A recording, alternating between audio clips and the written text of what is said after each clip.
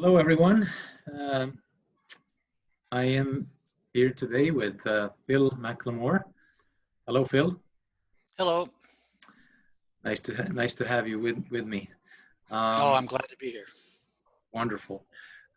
So Phil is someone that is fairly well known in circles of Mormons and transition Mormons who are interested in what is sometimes referred to as the inner path or the meditative and contemplative uh, areas of faith and of spirituality.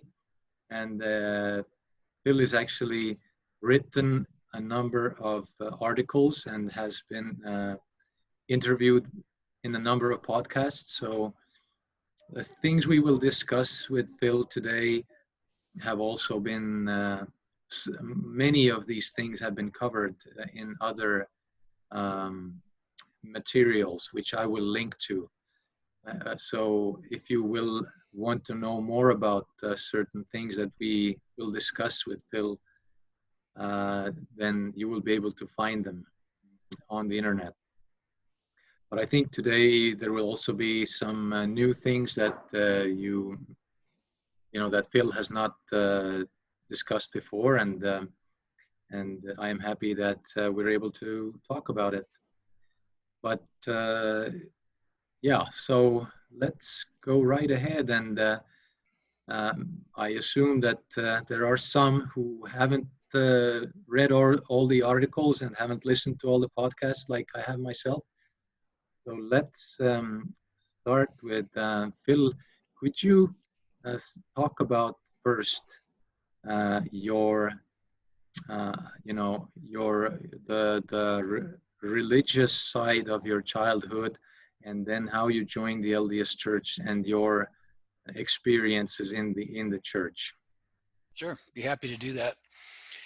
I was born in 1950. I grew up in a Catholic home, so Catholicism was what I knew, and my mother actually sent me to Catholic schools. So I was indoctrinated by priests and nuns, and I actually went to an all-male Jesuit high school run by Jesuit priests who are pretty serious about education and pretty serious about religion. Um, so I can remember church for children tends to be boring, but I always had a heart that was in pursuit of God. I liked the Catholic Church in particular because of the largeness of the cathedrals and the churches that we went to. There was that big open space that Mormons aren't used to really in LDS meeting houses. And there's always a sense of awe when you're in those giant spaces, and the smell of incense I always loved, and the liturgy and the pageantry was just always very appealing to me. And I actually served as an altar boy for some time. If folks here aren't familiar with Catholic Mass, it's not going to mean a whole lot, but you participate with the priest in the offering of the Mass and so forth. In any case, it was 1950s, 1960s Catholicism. Now, my father died when I was 7 years old. That was somewhat disturbing for me. My mother never remarried and raised us as a single mom. And in Catholic teaching, when you died, you would go to heaven or you would go to hell. But there was a place in the middle called purgatory. And purgatory was where you would go to suffer for your sins that weren't bad enough to send you straight to hell. And there was this idea that you could say prayers and light candles for loved ones in purgatory, and it would help them get out quicker. Well, I assumed my father was in purgatory, and I certainly wanted to do things to get him out of there quicker into heaven. And so in the church, and of course I went to Catholic schools, so there was a Catholic church always right present. And even at lunchtime, I could go into the church area and get up close to the sanctuary, and they would have stands of candles. and they were different size candles, and they cost a different amount of money to be able to light them. So there were 10-cent candles and 25-cent candles and even dollar candles, which in the 50s, you know, for a kid is big money. And I would go in there, and I always just had a dime. I would, you know, save it from my lunch money. And so I would put the dime in, and then I would light the little candle and then kneel there and pray. And the whole idea was that as you were praying, the longer the candle burned, the more grace your loved one would get and the quicker they would get out of purgatory. So I only had the 10-cent candle. And then I remember one day when a kid came in that I didn't like a whole lot, which didn't help the situation, but he lit a dollar candle, right? And I'm sitting there thinking, gosh, this guy's got $1. His loved one's going to get more grace and blessing than my father. And that just didn't seem right to me. That bugged me. So those were kind of some of the initial inner conflicts I was having within Catholicism as far as things not making sense the way the religion was practiced. Another thing that troubled me, there was a time, I think it's not true anymore, but back in the 50s and 60s, in Catholicism, you could not eat meat on Friday. And if you ate meat on Friday, it was considered to be a mortal sin, which would send you straight to hell. As opposed to a venial sin like lying. See, lying and that sort of thing would get you into purgatory. Murder, rape, that would get you into straight to hell, do you see? So anyway, eating meat on Friday was considered to be a mortal sin, which meant if you got killed before you can go to confession and be forgiven, you would go straight to hell. So I was fairly well motivated not to eat meat on Friday. And our home was set up that way, right? Well, when I was maybe 12 or 13, I was on a Boy Scout campout, and all they had were hamburgers and hot dogs, unless I just ate a bun. And I had not had lunch that day. I was very hungry. And I actually gave in and ate a hot dog that Friday evening at the Boy Scout campout. Well, now I've committed a mortal sin. If I die before I could get to confession on Monday afternoon, I'd be burning in hell forever. And I'll never forget, I stayed in the house. I mean, we got back from the camp out the whole weekend. I never left the house. I was terrified. I was going to get hit by a car or something. And then Monday, I tiptoed up to the church at 4 o'clock because I knew there were confessions. And if you're not familiar with Catholic confession, this might not make sense, but you go in and the little dark box, and you talk to the priest and tell him your sins, and he gives you a penance, which is usually repeating prayers, and then he forgives you. And I'm telling you, man, when I walked out of there, it was like life everlasting, because now I could get hit by a car and not go straight to hell. Well, later, as I'm thinking about this, eating a hot dog on Friday is equal to murder. You know what I'm saying? It just did not seem to make sense to me. And so those were kind of cracks in my faith, so to speak.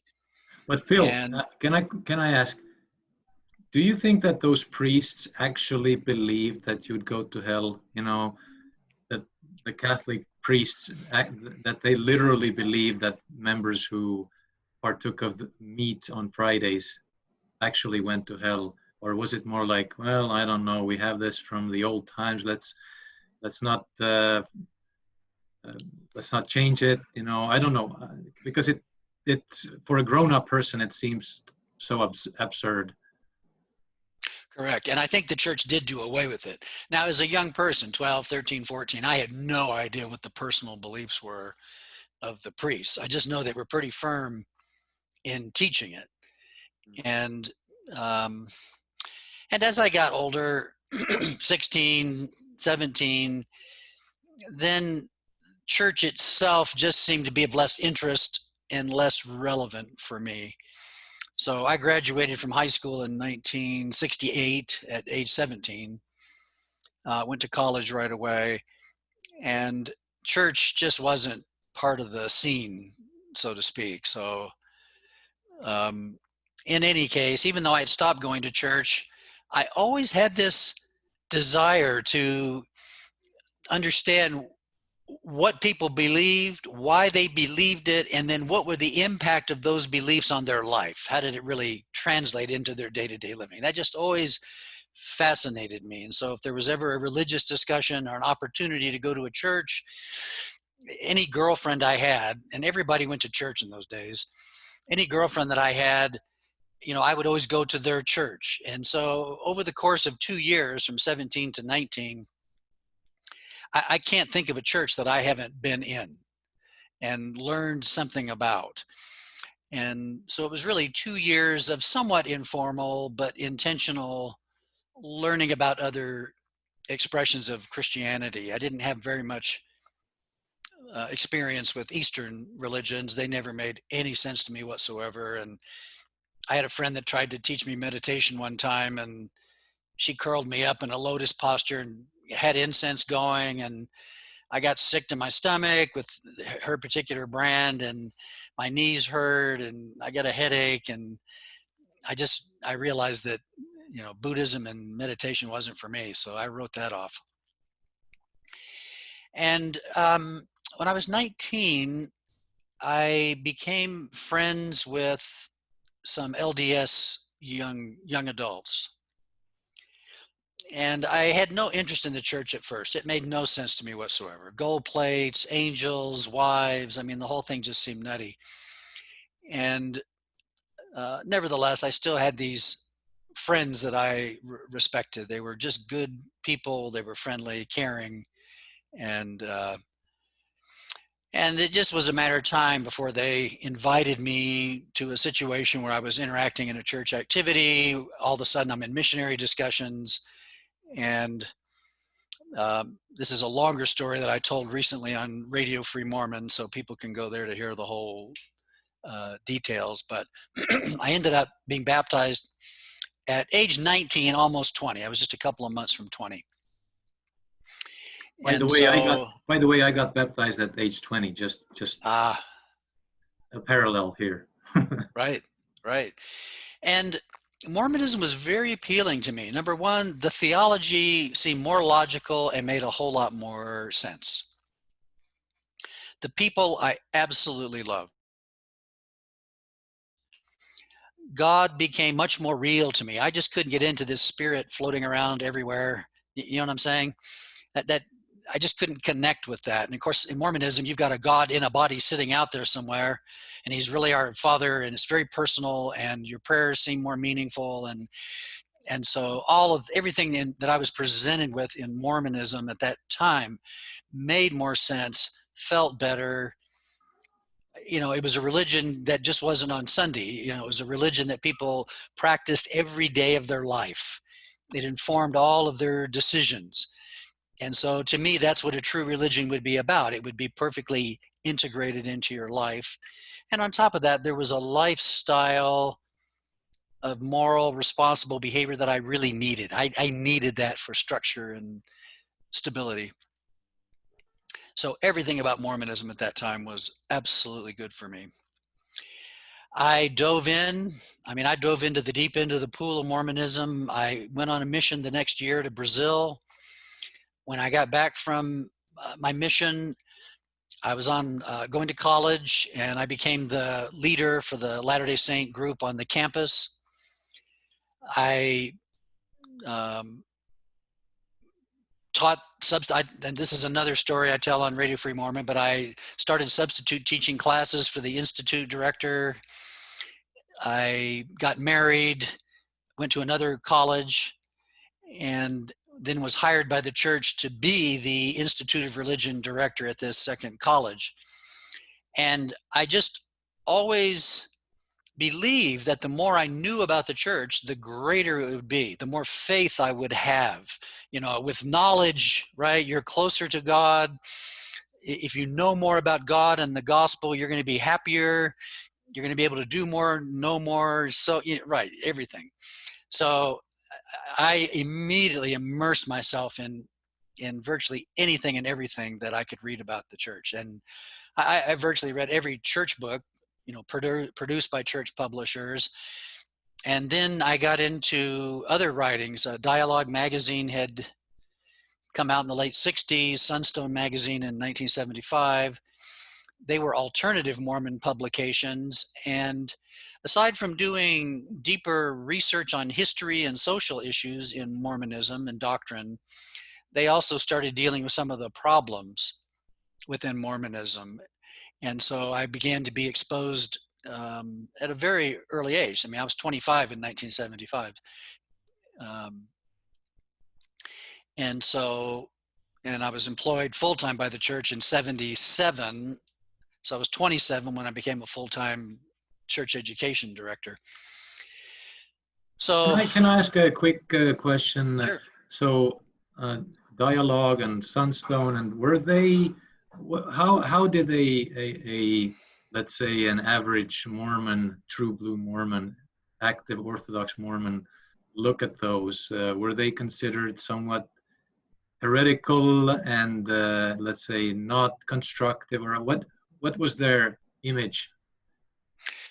Yeah, it didn't take long for the church to realize that they did not like the tone and the content of much of those writings. They didn't like the church being challenged, the authorities being questioned. And it didn't take long for the church to, somewhat indirectly, Elder McConkie in General Conference on several occasions actually mentioned dialogue and other writings and so forth. So the church really put the word out to faithful members that these aren't good people, they're not faithful, they're not loyal, they might not even be saying things that are true. So the word was out. But if you're a professional church educator, you need to know, right? And you need to know all sides. I mean, my students are going to come to me with questions, and they're going to have questions from Dialogue and Sunstone and other writings. Well, I've got to be able to respond to those if, in fact, I'm an expert in my field, right? Now, truth is, many of the church seminary teachers, institute teachers did not do that. They just read the standard church stuff. They tended to not be very helpful to students with questions. And then, of course, the students would go elsewhere looking for answers. Well, I wanted to be the answer man. So I read everything. I read all the church stuff. I read the alternative Mormon stuff. I read the anti-Mormon stuff. And that's something I went into in depth in the Radio Free Mormon podcast recently. So I immersed myself in everything Mormon from all sides. Now, you can't do that without issues arising and problems arising, because you start learning things that seem contrary to the very, very positive narrative that you are taught in the missionary discussions and at General Conference and so forth. So, learning about the ins and outs of plural marriage, and learning about the way the Book of Mormon was translated, and learning about, teachings of the presidents that have been contradicted, and just a host of issues. The blacks and the priesthood and all those. Yes. Yeah. All of that began to create problems for me. Some of these things I just accepted. Sadly, the priesthood restriction thing I just accepted because we had a narrative to explain it, and one day they would get it, and that wasn't one of the things that bothered me. But in any case, I'm now dealing with serious issues. Some of these issues hit me pretty hard early on. Polygamy probably the most pronounced. Some related to doctrinal teachings, Adam God theory, and so forth, because that challenges the truth, the narrative of prophets only teaching the truth, right? Mm-hmm. Prophet after prophet after prophet after prophet. So it strikes right at the core. And I'll be honest with you, there were days when I would read stuff, it would challenge my faith. I would be very disturbed. I would crawl into my closet, cry.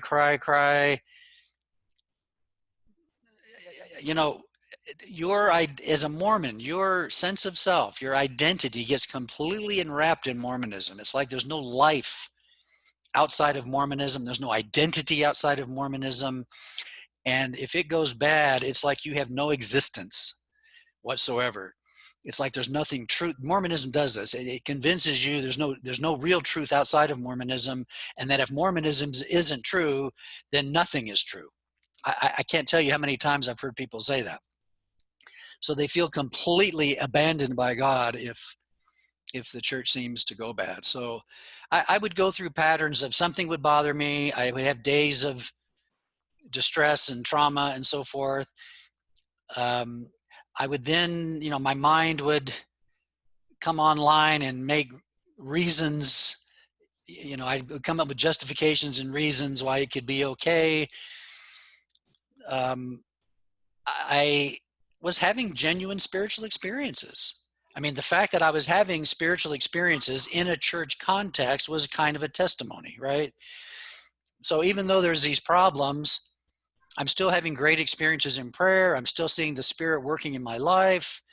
I'm still having, inspiration and inspired teachings and so forth. So even though there were these problems, I just kind of would shelve them, take the position that maybe one day there'll be a better explanation than I have today, and I'll just press on in my faith, and of course not deal with the trauma of my sense of self and identity being disrupted. Yeah, as you say, we call it, you put the issues on the shelf. And is that correct? Yeah. Absolutely. And did you discuss these things with your, let's say, brothers at church and with your wife and so forth? And did you bring these things up? Oh, okay. Not really, because I didn't want to cause turmoil and distress for others, particularly if you believe that at some point they're going to be resolved. Why drag other people through this intense suffering if they don't have to be? Now, some of the people in the church educational system, most I couldn't talk to, because if you brought these things up, you were now suspect. So you knew who you could talk to and who you couldn't. So I had 3 or 4 close friends in the church educational system that also had the same knowledge, that also had the same concerns. And of course, we would get together and come up with solutions to the problems, right? We would work together to make everything okay.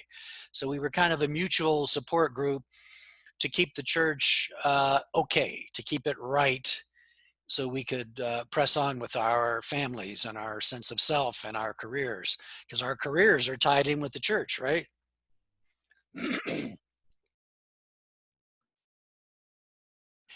And so that went on for some years. So I worked for church education, I can't remember, for about 8 years or so. And I was in the southern states, which was good because there was no supervision on me. If I was a seminary institute teacher in Utah, or somebody's always looking at you and listening to you, but nobody knew what the heck I was doing in Alabama and Georgia.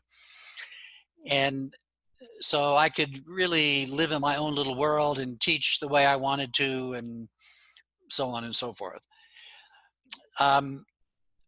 However, I had this opportunity to serve as a military chaplain representing the church.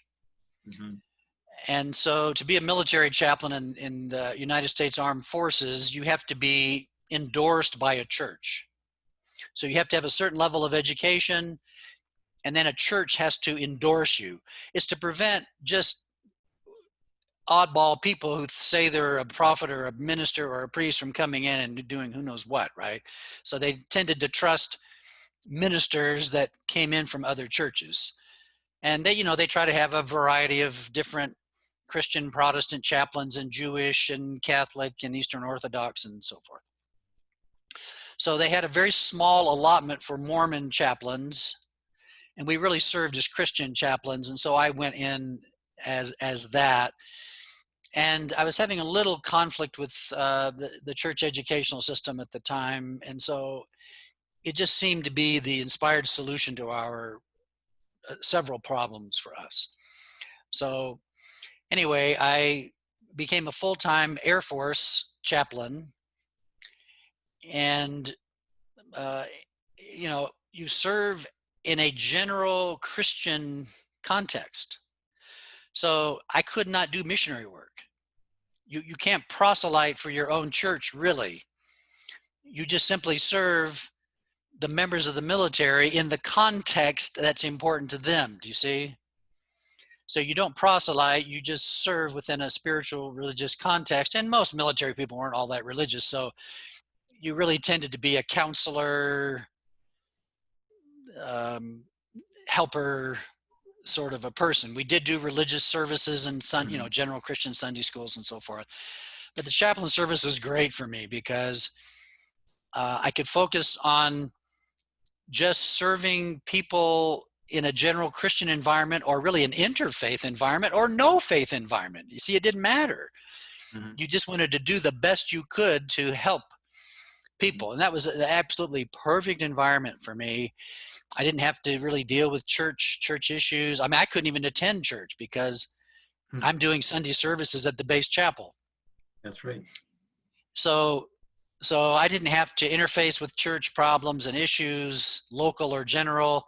I did, though, continue my studies. I kept up on everything Mormon and in church, out of church. Continued to maintain the friendships I had with certain key church education people. And so, that between my employment with the church and the military, that was about 30 years of experience.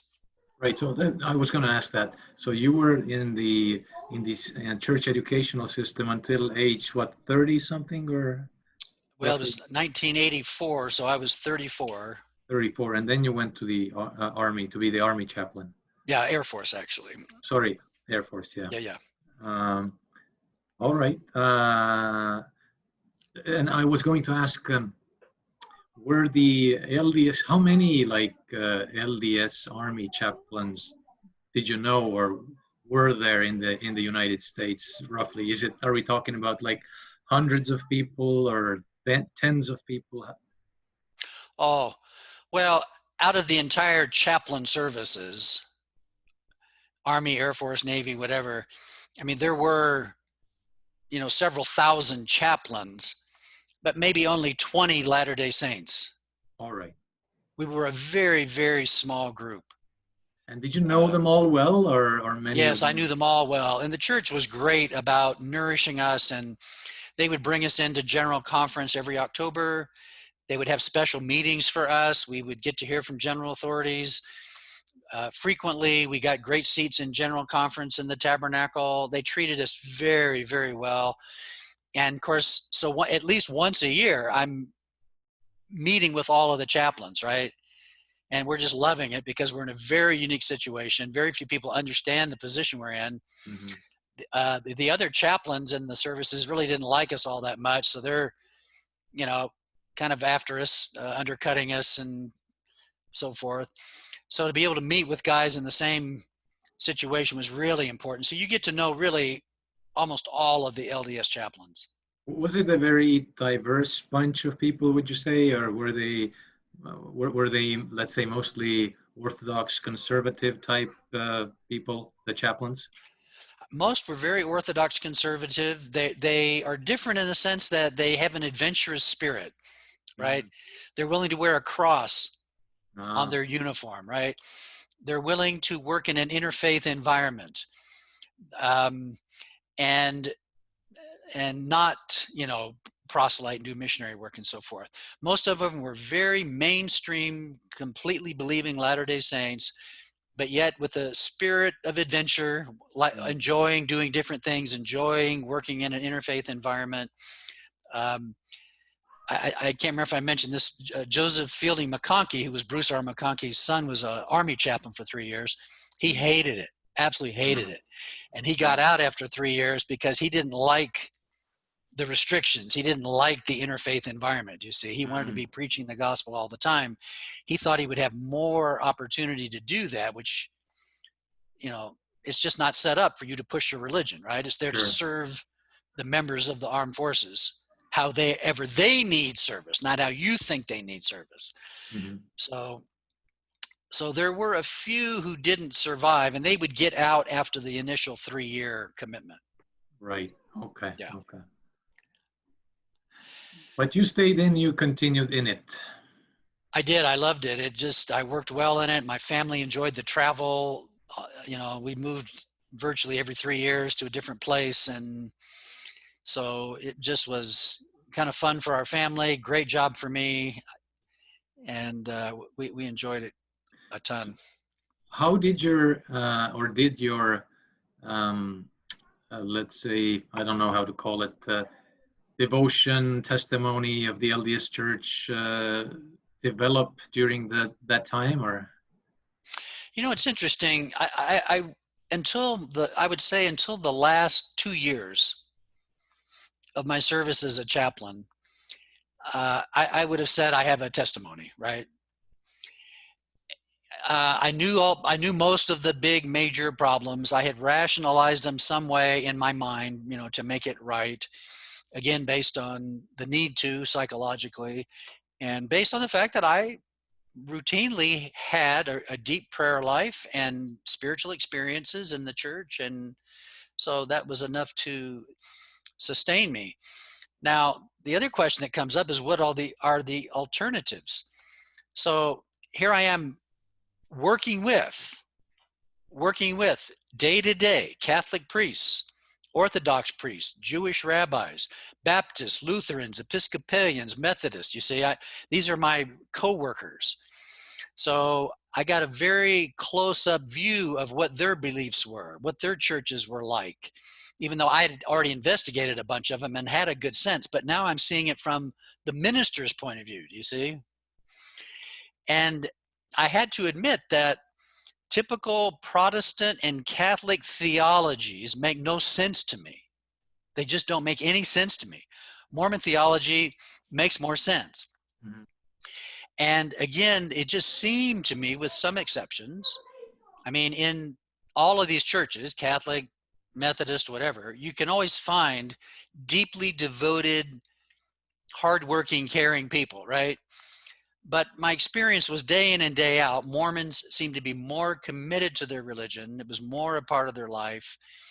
And the Catholic and Protestant theologies, you know, burning in hell forever and so forth, that just made no sense whatsoever. So another thing that really kept me tied to Mormonism was the fact that I didn't see any other good alternative. Do you see? Mm-hmm. In other Christian churches. Mm-hmm. Yeah. Now, what began to change for me in the last 2 years in my service as a chaplain was I was doing a lot of marriage counseling with Latter-day Saint couples.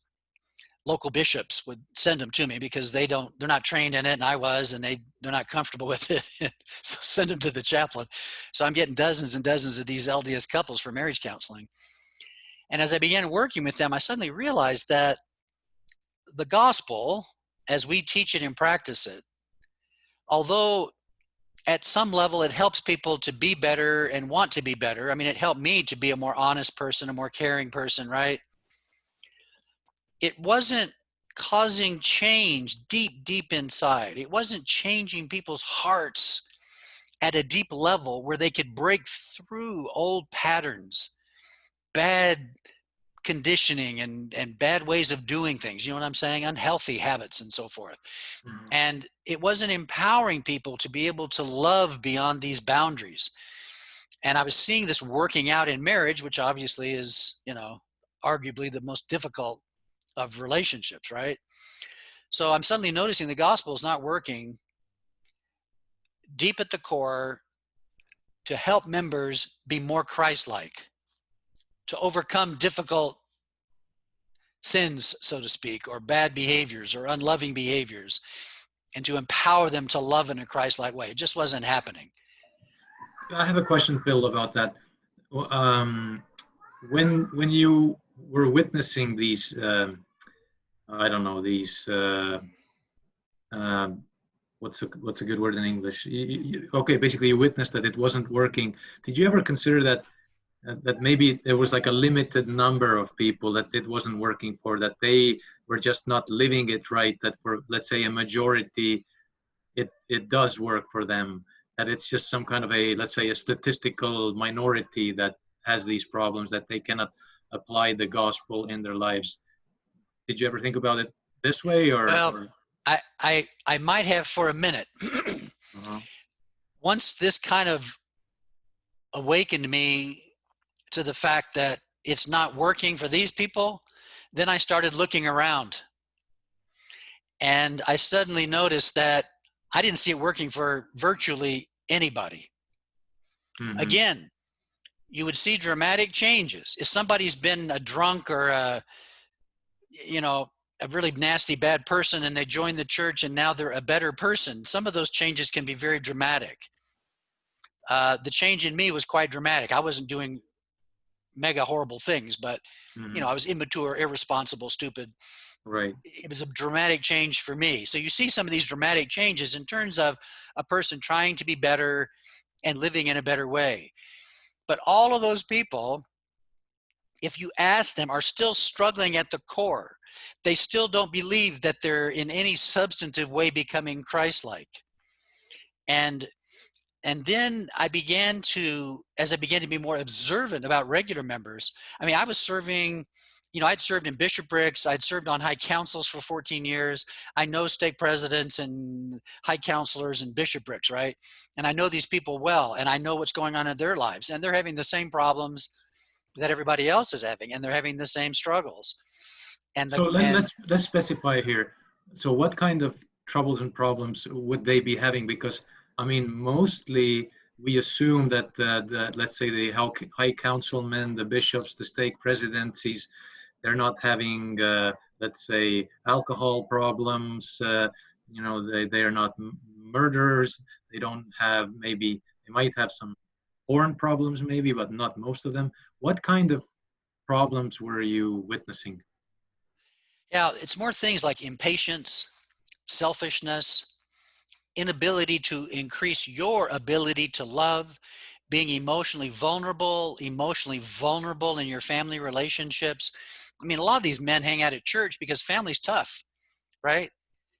Yeah. You can go to church with authority and order people around. When you go Right. home, you're just dad, right? Right. And Right. if you can't love your children, you're going to start having problems with your kids, right? Yeah. They're going to Yeah. challenge you. Exactly. And it's much nicer to be at church where you're in charge and you tell people what to do and you can live in an image. Mm-hmm. Going home, very difficult, right? Yeah. So these were the kinds of problems. And some years ago, some very close friends of mine in the church who also had been in church leadership for many years and had prominent positions in the church, we were talking one day, and we both realized we were having the same experience, that we knew bishops and stake presidents and mission presidents and even a couple of 70s who were had given their whole life to the church, who sacrificed and who served, but in their honest moments were saying, I feel like I'm still not Christ-like after all of this believing and serving and obeying, right? I'm still selfish. I'm still impatient. I still can't love. Mm-hmm. And we were seeing it at the highest levels, the very highest levels. Mm-hmm. And a few of them would be honest and they would share this. And the conclusion that people come to is, well, maybe that's just too much to expect in this life. So they start projecting it. Maybe, I'll be more perfect or more perfected in the next life. Do you see? Yeah. So people start thinking Yeah. this is for the next life, not this life. Yes. Right. And of course, I don't agree with that. It's for this life and every life Right. and all of life. But Yes. if it's not happening now and you think it should be, then you move it into the future. Of course, what happened with me is when I started explaining this to my wife, she put me in front of the mirror and said, hey, I'm not sure it's working real well for you either. And to be honest, after all those years of professional gospel living, teaching, serving, right? Mm-hmm. My children saw me as controlling, impatient. Mm-hmm. Yeah. Quick question, actually. I just thought about it, that you said that you witnessed these shortcomings and in men. Are women at church doing better, or are they having the same kinds of challenges? Women, it's interesting. Um, Women, the sisters have a different set of challenges. So there's some nasty, mean women out there. Just, we know that. But in general, like when I did marriage counseling, 80% of the time, the problems were the men's problem. Mm-hmm. Okay. A lack of accepting, a lack of caring, a lack of loving, and a lack of an ability to change and to invest themselves fully and to be emotionally honest. Most of the marriage counseling problems were men problems. Mm-hmm. And so, the sisters at church, see, I would much rather be in a Relief Society meeting than a priesthood meeting, because the sisters would be more honest. They Mm-hmm. would share their hearts. Mm-hmm. They would nurture each other in an honest way. They would be vulnerable about struggles and issues where the men wouldn't. Mm-hmm. Do you see? Mm-hmm. So I found the sisters were much more open to admitting difficulties and struggles, seeking for help, wanting to change. Now, you can only change based on what you know. And we That's right. haven't gotten to this yet, but I think there are some Mormon spirituality has some severe limitations that don't allow people to experience deep inner change. So even though these sisters are willing to change more so than the men, in my experience, the tools to do that weren't present.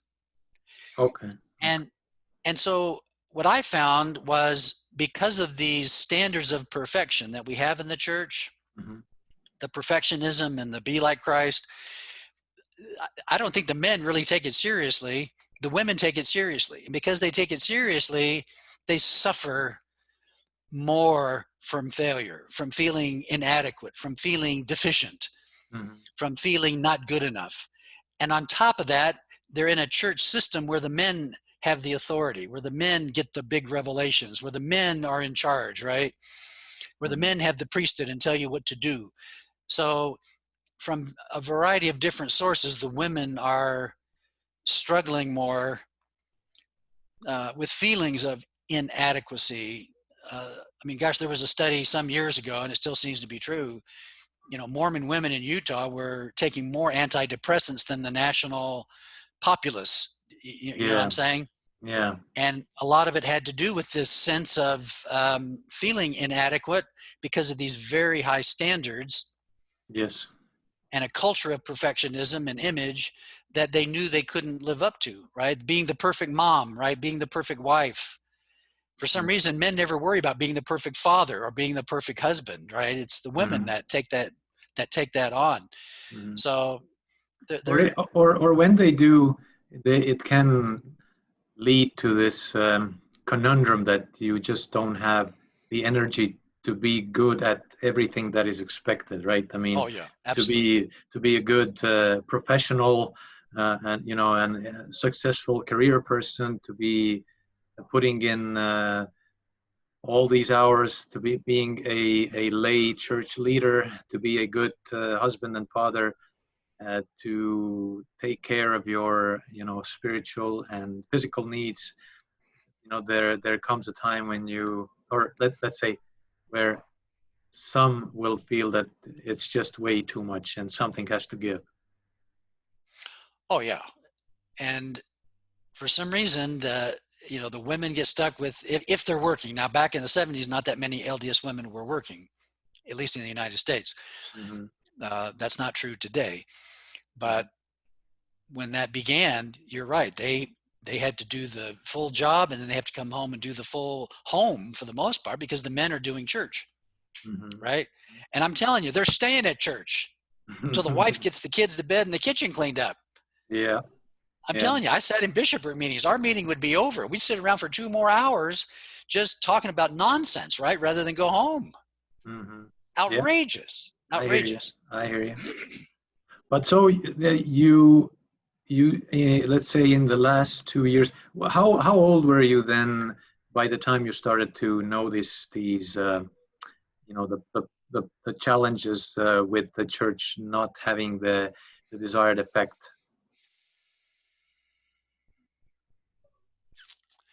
Boy, I said the last 2 years, probably maybe the last 4 years would be more accurate now that I'm having to put an age to it. I would say I was probably around age 48.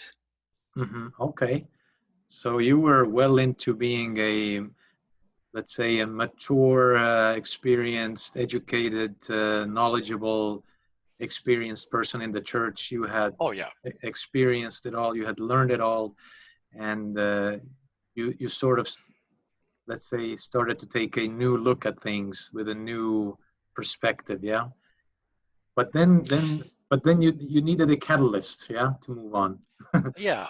And frankly, the inner awakening, so to speak, of awareness would be better. The awareness that my phrase, the gospel really wasn't working, for most, that began to be more troubling to me than the church history or doctrine issues. Mm. Do you Mm-hmm. see? Mm-hmm. At least if the gospel was working, then I could set that other stuff aside. If it's not working, then what's left? Do you see? That's right. So yeah, so now we're to the catalyst. Mm-hmm. So around 1999, I suffered some serious injuries that weren't diagnosed adequately at the time.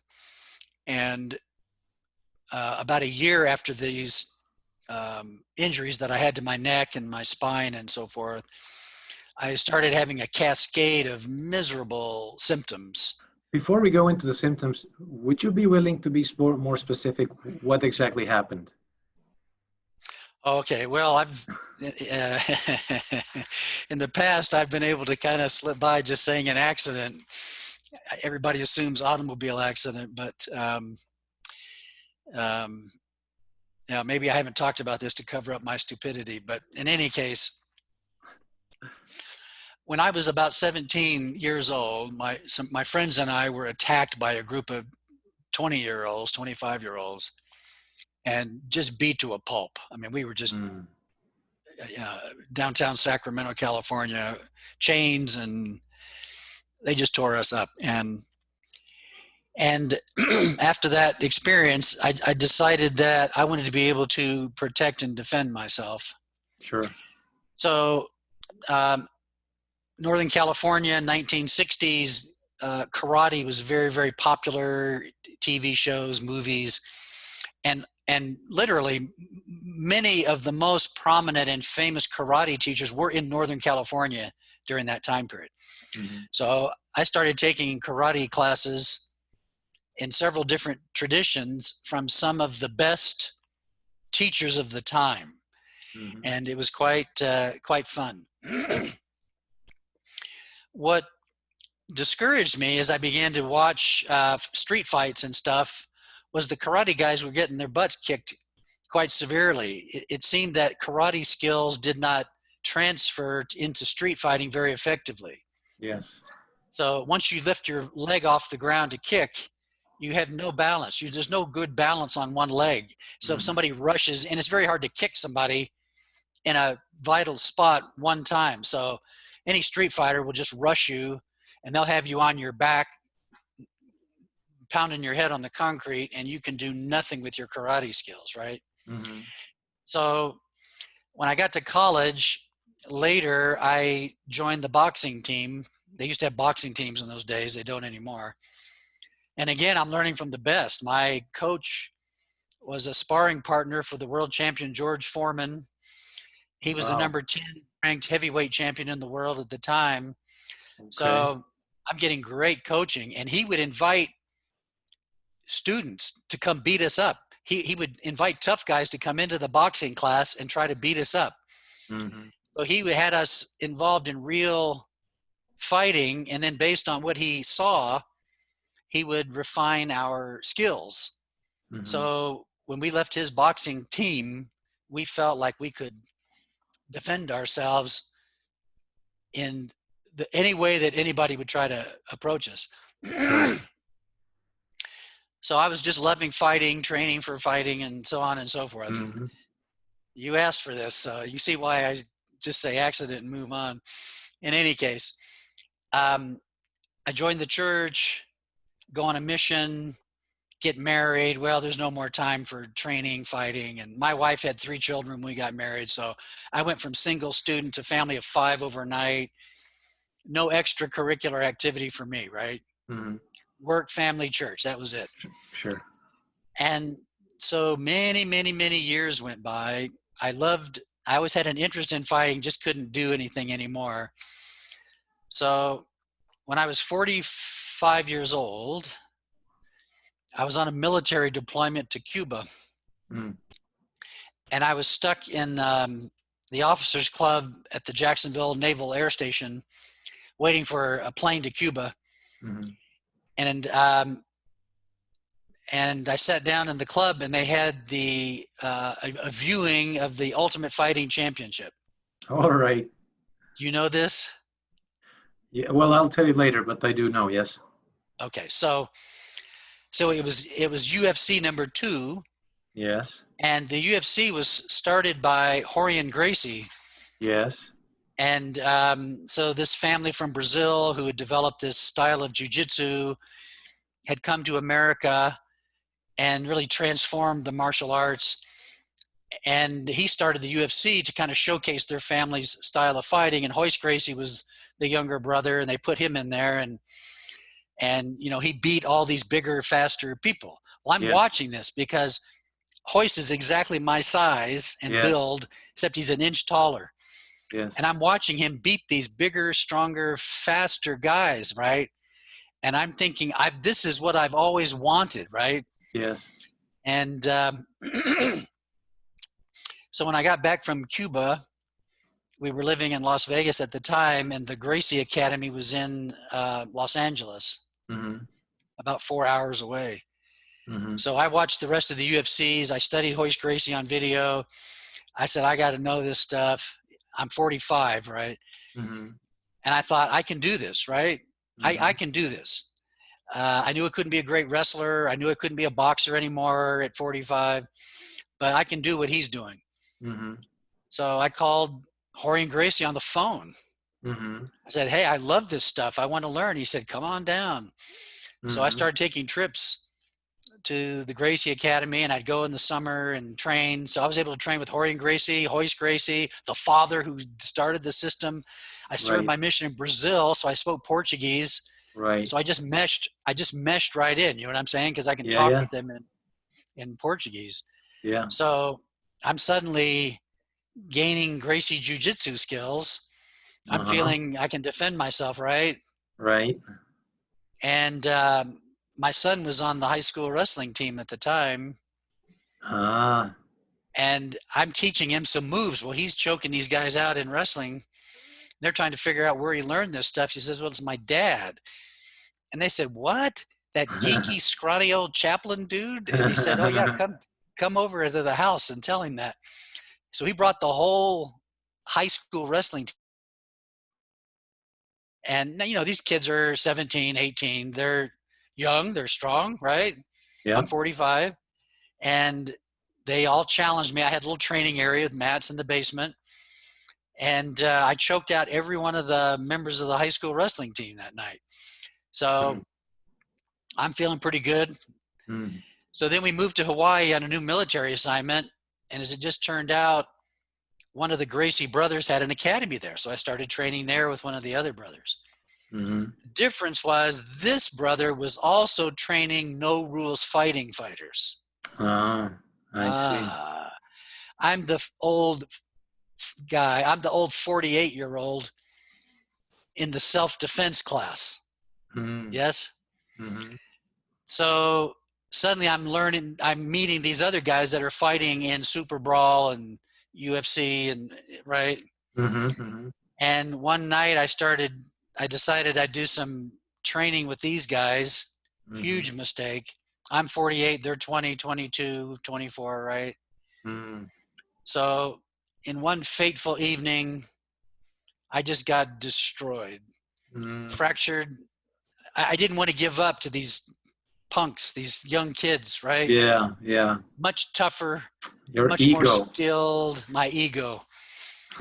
So instead of tapping when a guy had me in a bad neck crank, I tried to flip out of it, fractured a vertebrae in my neck. I had a 240-pound guy roll over on my shoulder. It crushed one of my discs in my thoracic spine and shoved it into my spinal column, fractured some ribs in the back. And then to make it all just fabulous, I got in a weird arm bar and I wouldn't submit and tore up these shoulder muscles and so forth. So that's my accident. Oh, okay. Can I quickly comment? Certainly. Because I didn't know about this story, and I think no one knew. No one knew. But I have to tell you that this is very similar to my martial arts journey. I started in Greco-Roman wrestling in high school. Then in college, before I joined the church, I started up boxing. I went to a few, boxing tournaments, and after my mission, I started Brazilian Jiu-Jitsu. Oh, So, so I've been doing. I mean, I haven't been doing it actively anymore, but for a while, yeah, I was doing it fairly actively, and I can, vouch for the fact that all kinds of neck injuries are very common, and or lower back and stuff, because there's a right. lot of compression. But you do learn a lot of magnificent moves. Yes. So Yeah. Well, so magnificent. yeah, I've been crippled ever since then. In other words, I yeah, sustained injuries that I've never gotten over. And of course, those kinds of injuries as you get older just get worse, right? right, right. Uh, anyway, way too much time on this, but the shoulder was in so much pain, I thought that was the major injury. And it took me a year to rehab the shoulder. So when I started having other symptoms at the end of the year, it wasn't associated with my neck and thoracic spine. But what had happened was there was a lot of arthritic growth in bad places. Nerves were being pinched. I had this disc, you know, depending on how I might move, punching into my spinal column. And so all of a sudden I've got pain, dizziness, spasms. They would mimic heart attacks because between the neck and the rib and the shoulder, I'd get numbness down this arm. I'd get pain that would refer from the back into the heart area. I felt like I was having a heart attack all the time. Um, just a lot of pain, a lot of stress. And the doctors didn't know what was going on. They assumed I was just stressed out. So nobody looked for anything to treat. And Yeah. that went on for 2 years. And so I really thought I had some sort of disease or malfunction in my brain or spine or that was causing all these symptoms.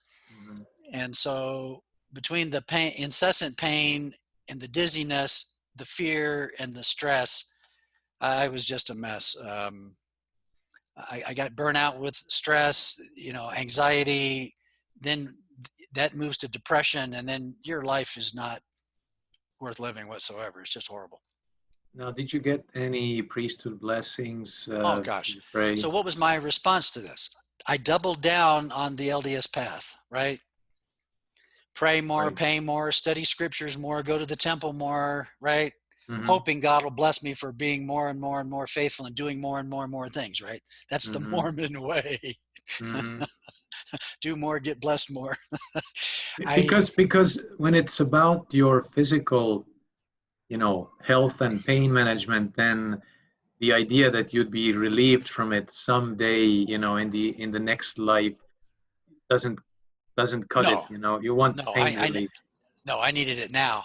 Yes. And because you become non-functional, right? It's hard to work. It's hard to do your family stuff. It's Mm-hmm. so on and so forth. I was just lucky. I would have been discharged from the military Mm-hmm. if I'd had a regular chaplain job. It Mm-hmm. just so happened, providentially, I was working for a 4-star general.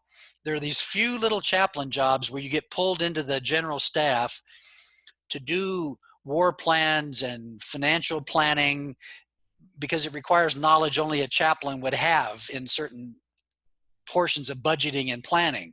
So chaplains that had that aptitude and interest, that we get pulled up into that, you see? And I Mm-hmm. just happened to have that job for 3 years when all this took place. So I'm Mm-hmm. sitting in an office by myself. I don't have to counsel, do religious services, travel around, you see what I'm saying? Go on Mm-hmm. deployments. Yeah. I could sit in there, do my work and my pain and not be bothered. If I'd had the stress of having to interact with a chapel community, do religious services, do a lot of counseling, I couldn't have done it. I would have been discharged. Yeah. Hmm. So my whole focus was get into that little office, shut the door, do my work in an excellent fashion, go home and crash, right? Mm. So yes, I got blessings from my bishop, stake president, 2 general authorities blessed me. My son, who I have had great faith and confidence in. So I had blessing after blessing after blessing, and I got worse and worse and worse after each one. So all of a sudden, my whole spiritual understanding, my whole spiritual path and practice was of no use to me whatsoever. Nothing worked. And it was really at a point of despair that I ran across a book I had purchased 11 years earlier. Mm. And it was a book by a man named John Kabat-Zinn. Mm-hmm. And it was a report. He was working at the University of Massachusetts Medical School. He pioneered a pain and stress management program there based on meditation and yoga. So I devoured that book. It was like my last hope. Yes. I started his program of yoga and meditation, and it was within 2 weeks of doing that program that I began to have some relief of my symptoms. Mm-hmm. Okay. Man, that's all I needed. And I just devoted more and more time to that. So now I'm meditating and doing yoga 3 times a day, every day, right? Right. Right. And it's the first relief that I'm now getting. Pain So relief, none stress relief. of the blessings of the praying, the fasting, the going to the temple, donating more to the church, none of those had worked. Nothing. But okay. But the meditation and the yoga did.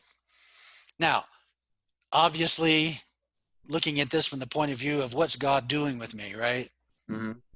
He's obviously taking me out of the context in which I was comfortable and Mm-hmm. enmeshed. And it would have only been that would have done that, Mm-hmm. right? I bought that book 11 years earlier Mm. on my shelf. I knew there was value in meditation. Would I ever take the time to learn to do it? No. Do you see? I had to be forced into it. Pain and stress was my guru, right? Mm-hmm. Mm-hmm.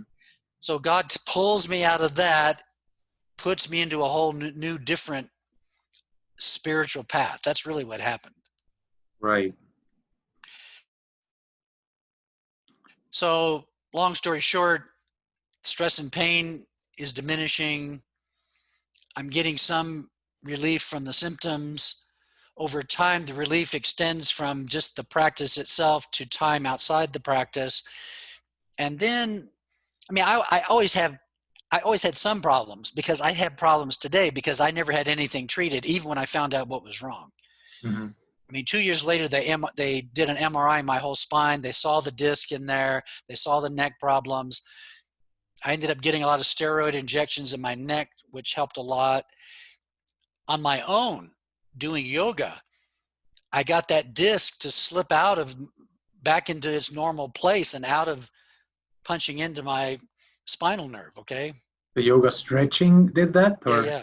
Oh, okay. yeah. I did some spinal stretching on a yoga bolster, and one day I could feel it. That disc slipped back into place. Mm. Well, man, that Okay. eliminated so many symptoms. Oh, still have neck problems, back problems, shoulder problems. I got tons. Now I got hip problems and knee problems. I'm an old dude.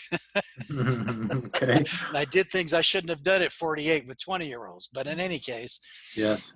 um, I don't suffer. Yes. Does that make sense? I don't suffer. Yeah. So anyway, as I'm doing this for pain management, stress relief, things began to change spiritually. Mm. Suddenly, I'm having deeper spiritual awareness. I'm seeing deeper meaning in the scriptures than I had ever seen before. I'm having spiritual insights I had never had before. I'm sensing the presence of spiritual beings I had never been aware of before. I mean, all kinds of stuff is happening that I had never, ever experienced before. And I suddenly realized that this meditation practice was more than just stress relief and pain management, that it was in fact not only a spiritual path, but maybe the core spiritual path. Mm-hmm. So once that dawned on me, it's my nature to be an expert in things, Mm-hmm. right? Mm-hmm. If it's boxing, you train with the best. If it's jujitsu, you train with the best, right? Right. If it's church, you train with the best. If it's meditation, you train with the best. Yeah. So I started reading everything I could about meditation, meditation traditions, meditation philosophy. I ended up, even though I'd started on kind of a Buddhist path, which is what that pain management program was based on, Mm-hmm. even though they do hatha yoga. I suddenly was attracted to Deepak Chopra. Don't know how well he's known in Estonia. Well, he's obviously known, but how would you describe them in the larger picture? Where does he fit in? Deepak Chopra was an Indian. He Yes. was a medical doctor. Mm-hmm. He came to America to practice medicine. He was not into spiritual stuff. His life was a mess. He smoked and drank and didn't live in a healthy way. He had his own kind of personal crisis. What's life about? And, anyway, he was home in India and he saw his grandmother practicing Ayurveda, which is a traditional Indian form of meditation, whose insights came out of the meditation tradition, even though they're health practices. Mm-hmm. But it's kind of a spiritual and physical practices blended together for physical and spiritual and mental health. When he saw how effective that was, he started studying his own roots, his own Indian roots. He started practicing meditation himself. Long story short, he met the Maharishi Mahesh Yogi, became a good friend of his, became a transcendental meditation teacher, became a transcendental meditation representative. He had a falling out with Mahesh. I just said his name and now forgot his name. Maharishi. Maharishi Mahesh Yogi. So he had a falling out with him and then just started his own approach and practice, really designed to translate Eastern wisdom practices into modern day living. Mm-hmm. And that's what he's been doing for many, many, many years now. Yeah. So anyway, I was attracted to his teaching, his way of doing things. I traveled and decided I wanted to be one of his teachers. So I studied with him personally, took his courses. I was just lucky that he and I would meet synchronistically. We would be out at the same time for evening walks, and I didn't bother him at first, but then I couldn't stand it. And so on several occasions we would meet. He helped me refine my meditation practice. So I really got it. It really became very fruitful. Mm-hmm. Certainly done in a spiritual context, because now my meditation practice had shifted from a relaxation, pain management, stress reduction approach to core spiritual practice. Right. It's my position that meditation, properly understood and properly practiced, is the deepest form of prayer. It's what Jesus taught. It's the way Jesus taught to pray. It's the way Jesus practiced prayer. Mm-hmm. And it's the core spiritual practice, because that is what leads to the inner transformation. That's what leads to spiritual rebirth. That's the missing element, you see, that it was never within my knowledge or practice. Mm-hmm. If that's not present, there is no inner transformation. It doesn't matter how many spiritual experiences you have or what you believe. Mm-hmm. Without that as a core spiritual practice, there is no inner spiritual transformation and rebirth. Mm-hmm. So for me, it became the heart and the core of spiritual life. Mm-hmm. Understood. And it was just a matter of time because I had gained expertise in the knowledge of meditation and in the practice of meditation, and had been trained by 3 different masters. I mean, I've just talked about Deepak Chopra, but I became, Chopra left and did other things. I lost the connection. I was guided to meet a gentleman named Roy Eugene Davis, who was the last living direct guru disciple of the very famous Yogananda. I don't know how famous Yogananda is in Estonia, but he wrote the very famous book, The Autobiography of a Yogi. Mm-hmm. He was an Right. Indian who came to America in 1920, has a worldwide thing going, ministry going. Mm-hmm.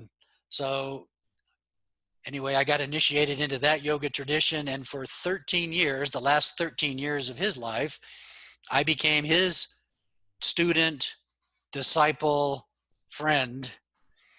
So I had the personal discipleship and teaching and training of really a yoga master who had been practicing inner path work for, well, he started at 18 and he died at 88. So, Mm. right, 70 years. that's how many years of practice he had. So to have Mm-hmm. him as a mentor, fabulous. Mm-hmm.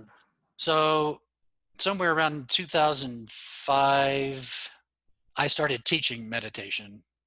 But Phil, before we go there, um, so when you had your accident and you discovered meditation, were you still the LDS chaplain or not?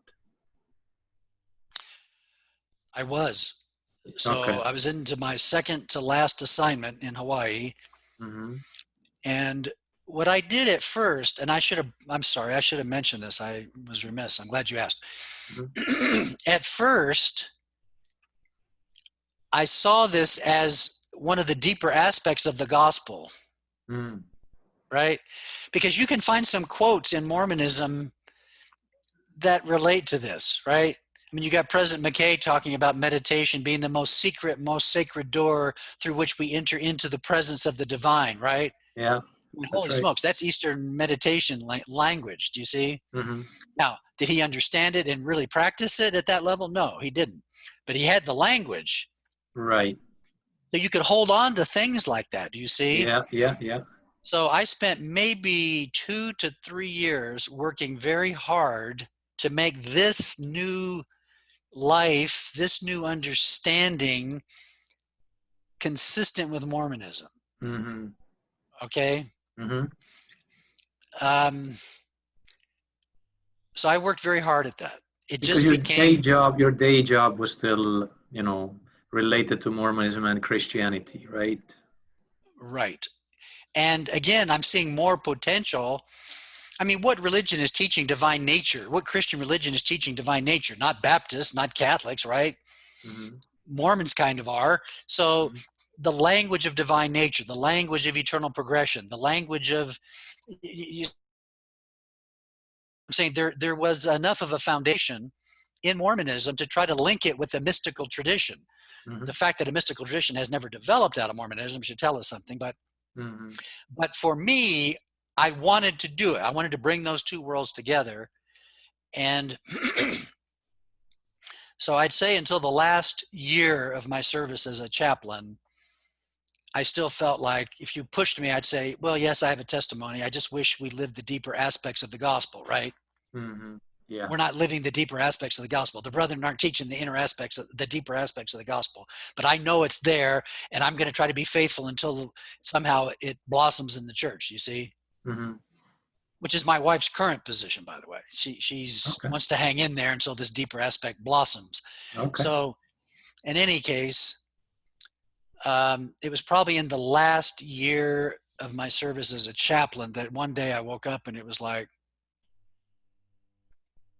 here's the verse of scripture that came to my mind. You can't put new wine in old bottles.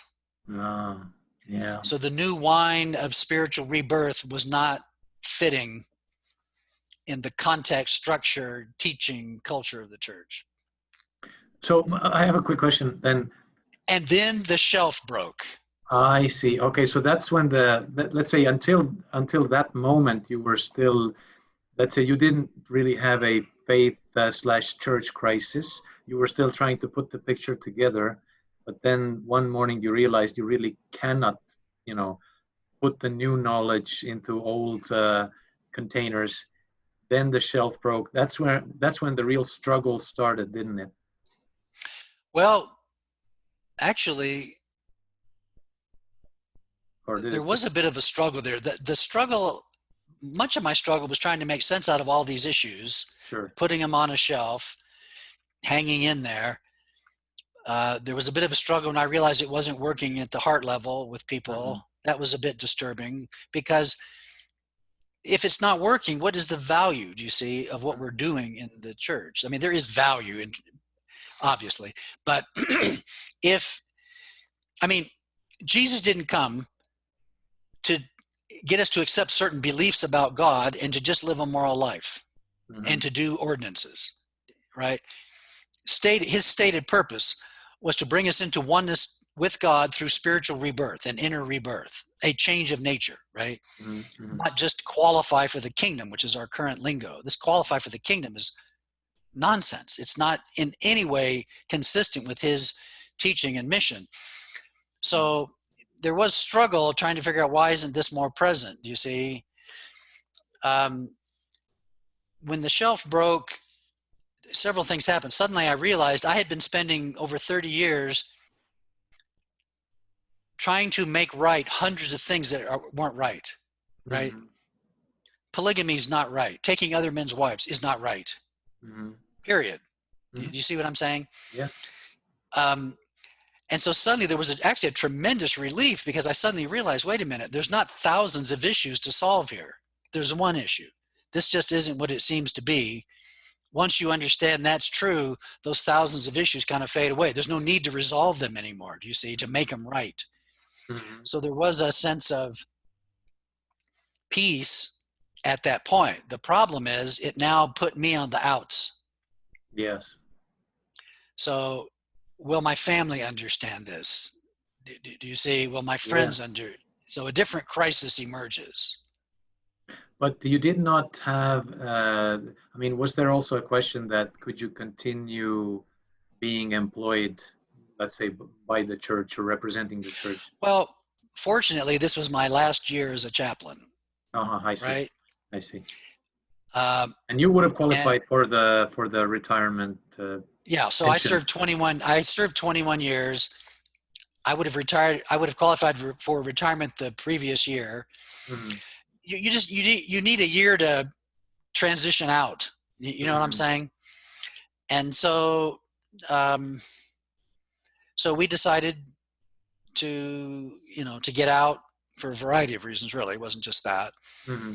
And it took a year to, you have to be replaced when you're Yeah. leaving out of cycle, and you've got to train people, and you have to be fair to the staff and the commanders, and you just don't leave, Yeah. right?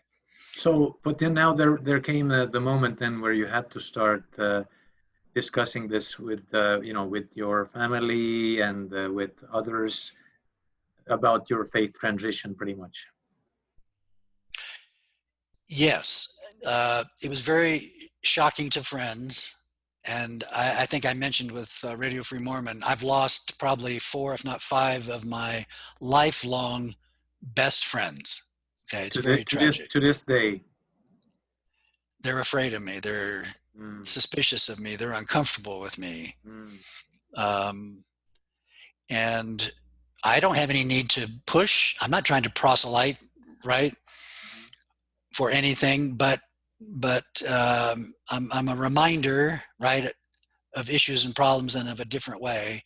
mm, Um, uh, so yeah, family was a little more interesting. My oldest daughter had already come to the conclusion many years earlier that it didn't work for her. mm. She came to me as a teenager and said, it seems to work for everybody else, but it doesn't for me. See the impression she had? Everybody else is happy. Everybody else is changing into a Christ-like better person, right? Mm. Image. Yeah. But she was an honest person. It didn't work for me. And after she got married and tried to interact with church, it just didn't mesh with her. She just saw things that didn't seem right, smell right. Mm, And so she just stopped going. mhm, Um, my son's mission kind of damaged his faith, mm. but he still tried to hang in there. He ultimately lost his faith over his own personal issues. I told my wife, my wife promised me, made me promise to not do anything to damage the testimony of the children. Yes. Okay. Okay. So I honored that. But really on their own through the years, you know, they were just things that didn't seem right to them, and they all stepped back in their own way. Mm-hmm. So have your children now replaced the church with other spiritual practices, or have they been influenced by your path or something? They've been influenced to a certain degree, certainly not to the degree I would desire. It's hard to blame them. They're all in their 40s now, mm-hmm. and they're in the middle of families. Mm-hmm. You know, their career, work, they're raising children, teenagers, and to little ones, and they're just eat up by life, so to speak. Mm-hmm. And I don't think we've talked about meditation. A couple of my daughters have tried different aspects. My son has a little bit. You know this saying, a prophet is not without honor in his own country? Yeah. So I'm not Jesus, obviously. Mm-hmm. But when you know somebody in a certain context, Dad, they know my weaknesses, my foibles, my stupidities, right? And they've known this for so long, it's hard to see me outside of that, if that makes any sense. Yeah, right? Sure. And now they like me a whole lot better. They like Yogi Dad better than Mormon Dad. Uh-huh. That's their language. Okay. Right? All right. And they much prefer my spiritual teachings than other spiritual teachings. So we haven't been able to go to church lately. We've been doing Zoom meetings with our family on Sunday. Mm-hmm. And they love those. They love the teaching. They love the deeper teaching. Mm-hmm. They just haven't all embraced the deeper practice, and a lot of it's life circumstances. And I can't complain because I didn't start this till I was 48 and forced into it. You know what I'm saying? Yeah. Good. That's very good. Yeah. And I mean, do you still have any connection to the LDS Church at the moment? Well, I do. My wife loves the church. She's loyal to the church. She contributes in very significant, positive, creative ways.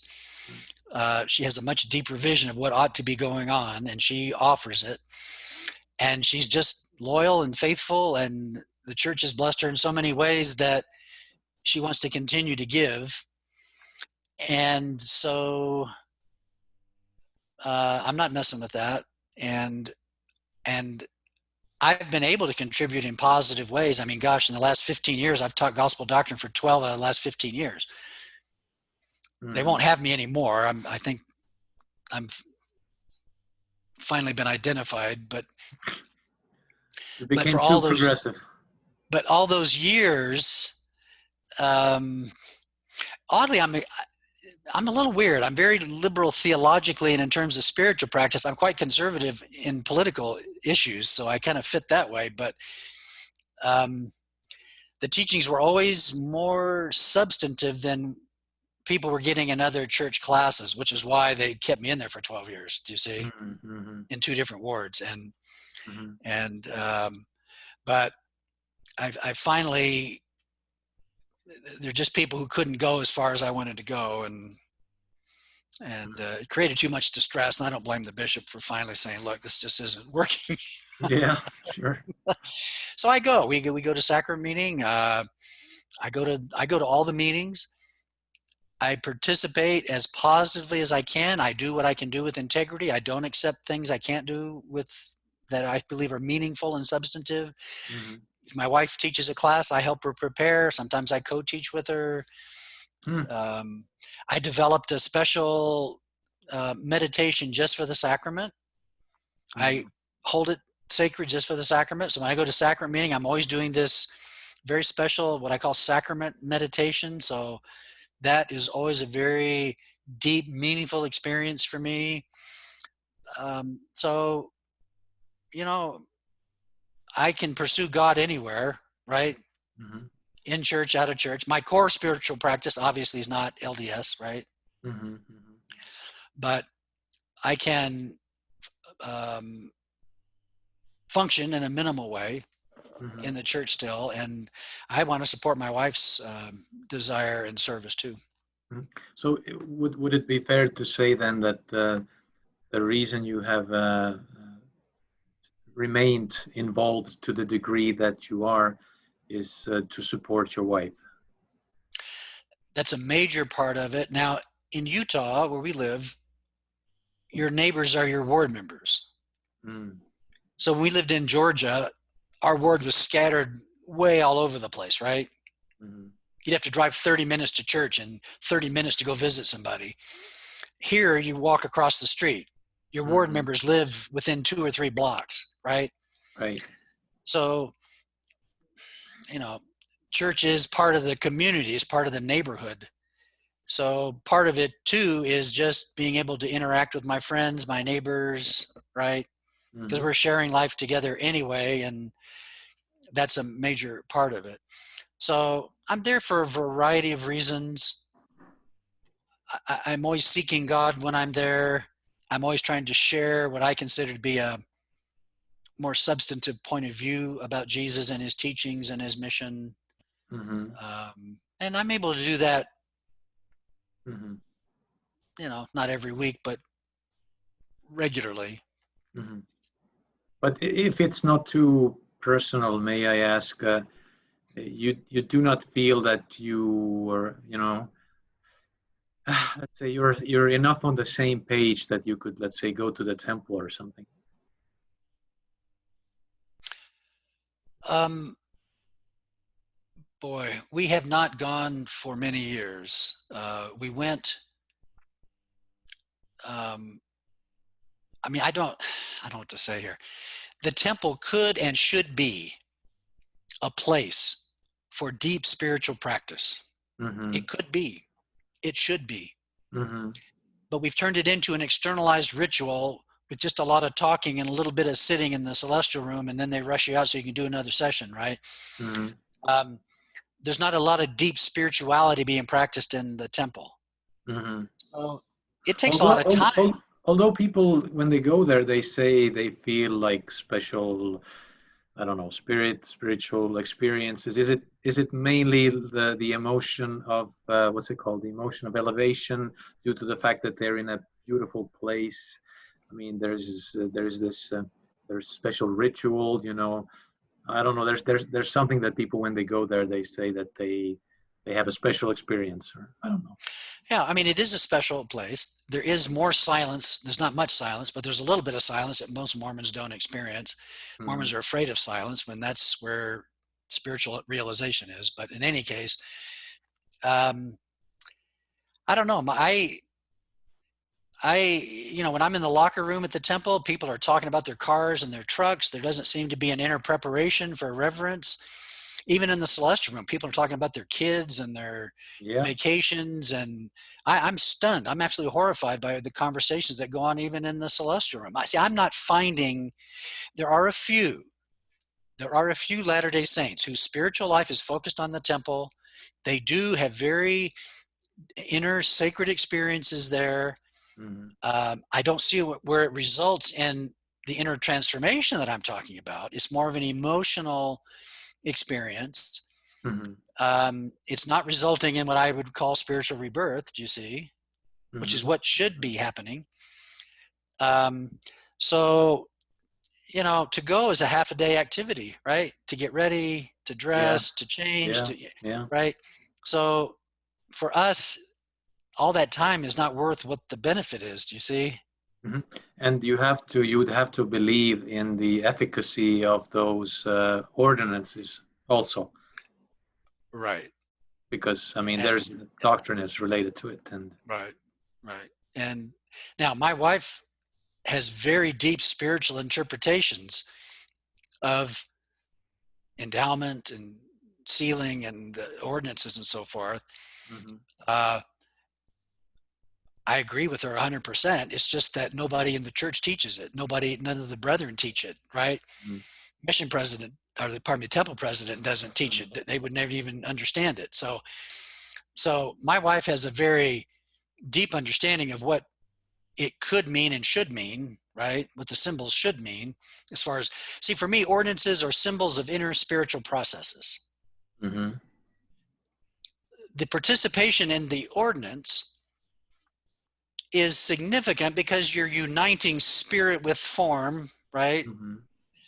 But it isn't to just check off 10 endowments this month, right? It's to participate in the ordinance in such a way that the inner process is deepened or stimulated. It's all about the inner process. Mm-hmm.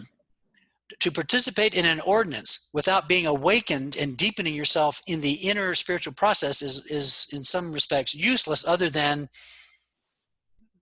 your emotional attachment to it. Well, I also mean, what the way the way the church's doctrine is that obviously you, by getting these ordinances done, you give someone the opportunity to be to receive salvation, exaltation, to be exalted. So I guess that's what brings people to the church. I mean, to the temple, is to help their ancestors be yeah, exalted. yeah. See, this is like lighting the candle at the Catholic Church, Mm-hmm. right? Put Mm-hmm. 10 cents in, pay your tithing, much more than 10 cents. Mm-hmm. Light the candle, right? Do the baptism, right? And that's going to Mm-hmm. somehow help them. Mm-hmm. It's superstitious. It's bad teaching. It's bad spiritual teaching. You don't Now, believe you don't believe in a God who has that kind of modus operandi, that there are certain external rituals you have to take part in order to receive eternal no, benefits. it's completely absurd, right? Mm-hmm. Completely absurd. So we're going to spend the millennium going through a physical ordinance of baptism for millions and millions of people who didn't get the chance in this life, and we're going to Mm-hmm. do it for the self-realized, enlightened, awakened Buddhist and Hindu, and right? They got to go through the physical ordinance, even though they have the heart of Christ. Does that make any sense? A Well, God that is so hung up on a physical practice, you see, it's not his nature. I When I didn't mention this, but see, the change for me was in deep prayer, in meditation, when I had the first unveiling of the true nature, character, and presence of God. In that 1 second, it was suddenly clear to me what is true and what is not true, what teachings are true and not true. Because you know the truth of doctrinal teachings through the nature, character, and presence of God. If something's contrary to the nature, character, and presence of God, it's not true. I don't care who's saying it. mm-hmm. So suddenly, everything became clear to me in terms of really is true and what isn't. Mm-hmm. Um, yeah. So It's a this work it's a for the dead. Now, paradigm now shift. here's my Yeah. wife's here's my wife's insight. Okay, families have patterns that come down through the generations, negative patterns, right? Mm-hmm. In the female side of her family, we could see the same um, unhealthy, negative relationship patterns transferred from one generation to another. Okay, Mm-hmm. and um, my wife kind of had a illumination with respect to this. She suddenly realized that she could not only break the pattern, right? She was going to break these generational cycles of unhealthy behavior. And in the breaking of that, not only was she redeeming herself from the influence of those, Mm-hmm. not only was she going to be redeeming future generations, Mm-hmm. she suddenly realized somehow what she did was redemptive to those women in the past. Mm-hmm. Work for the dead. Mm. Do you see? Yeah. When she explained this to me, when she explained this experience that she had had to me, I sat up and I did my finger in the air, Mm-hmm. and I said, that's work for the dead. Do you see? Meaningful, Mm-hmm. transformative. Um, Man, we don't teach anything near that. We go through, I mean, I was in the temple one day doing confirmations. You know, I was the person they were confirming, and they had like 25 to do, Hmm. right? Hmm. You Hmm. know, super fast. And then when they got done, the one temple worker said to the other, "How fast was that? I think that was quicker than what you did," right? Outrageous. It's scandalous. There's no meaning whatsoever. Do you see? Yeah, yeah, yeah, yeah. I know, I know. Well, I think that in the temple that I have attended in Helsinki, they have especially emphasized that the brethren wouldn't do this new speed record type approach that that Thank heavens. Good for that them. yeah, yeah. That's but all those things are familiar, something that I've also experienced, and yeah. I just Phil, I just Let me mention one more thing. sure, When we talk about the essence of Mormon testimony and Mormon spirituality, please do. I define, you know, for most Mormons, testimony is not a direct knowledge of anything. I hear people all the time bear their testimony about things that are provably false. Okay. Hmm. Testimony for most Mormons is an emotional attachment to their beliefs. Hmm. Beliefs aren't direct knowledge. So even a deep emotional attachment to a belief is not direct knowledge. Do you see? Hmm. Hmm. So for Mormons, there's this deep emotional component. And sometimes even when the information about the church or the belief goes bad, there's still the emotional attachment. Hmm. So it keeps people attached to the church, or if it really goes bad, then it turns into tremendous suffering because now Hmm. that emotional attachment is threatened. But there's no direct spiritual knowledge in Mormon testimony. Hmm. It's emotion and belief coupled, if that makes sense. Hmm.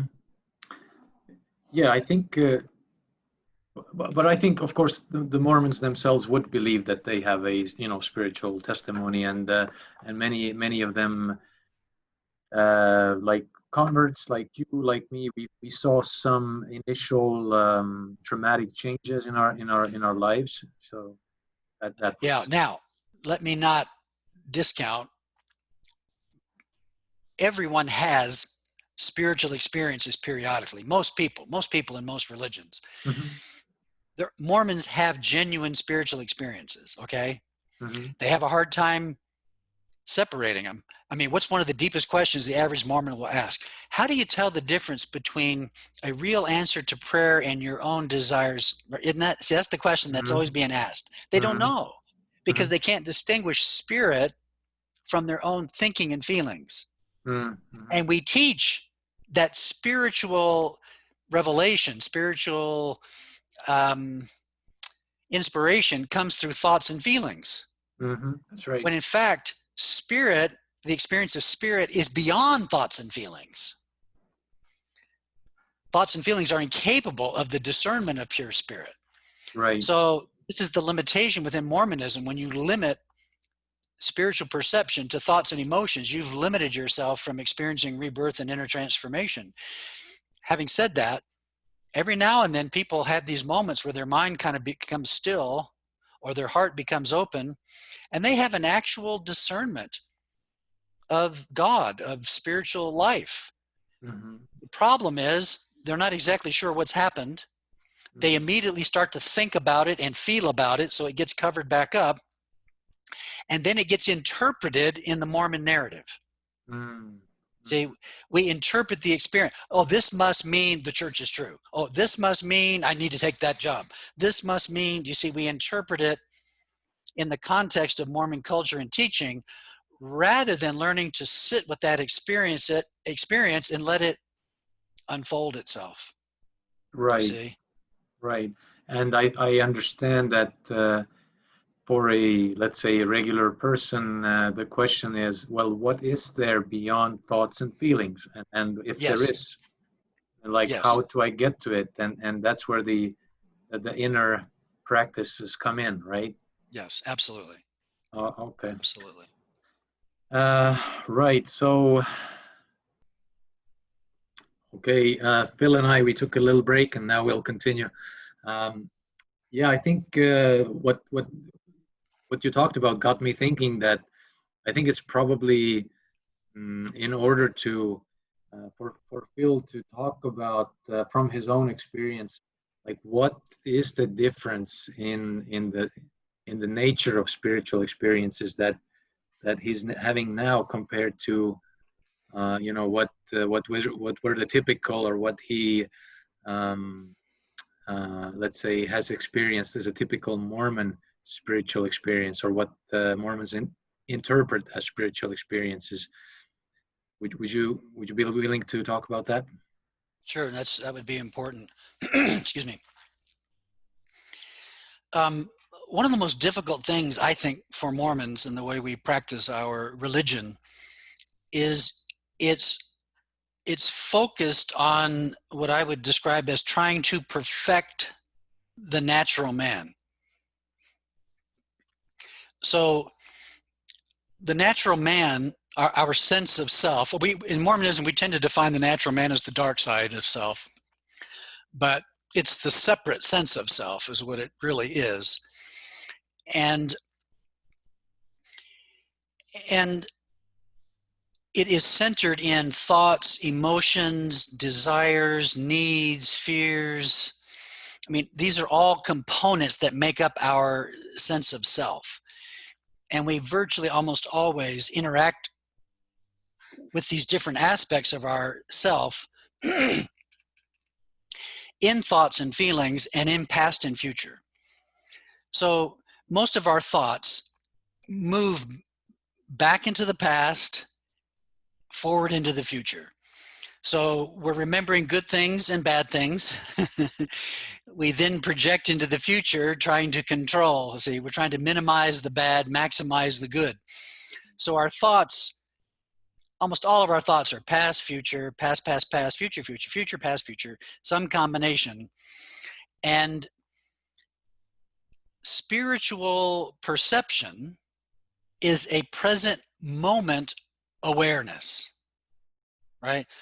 And awareness of what? Ah, so I'm doing, a lot of times I do meditation seminars and I'm talking about awareness, and I'm talking about pure awareness. And a lot of people are just aware of what? What is it, you see? So our minds are trapped in subject object awareness. Do you see? And so we feel like we're a subject looking at and experiencing objects. So we're always focused on the objects of our awareness, considering ourselves to be the subjects. We're really not experiencing ourselves legitimately as a subject, because what we call the subject is a collection of objects, thoughts, fears, needs, feelings. Do you see? Our false sense of self, which is what I call the natural man, is simply a collection of objects meshed together in a coherent story that makes us feel like a person. Okay, Right?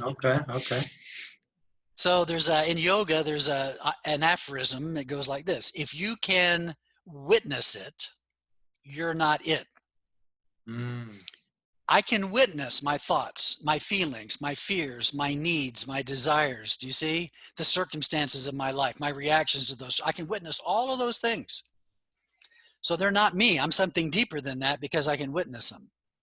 okay. Right?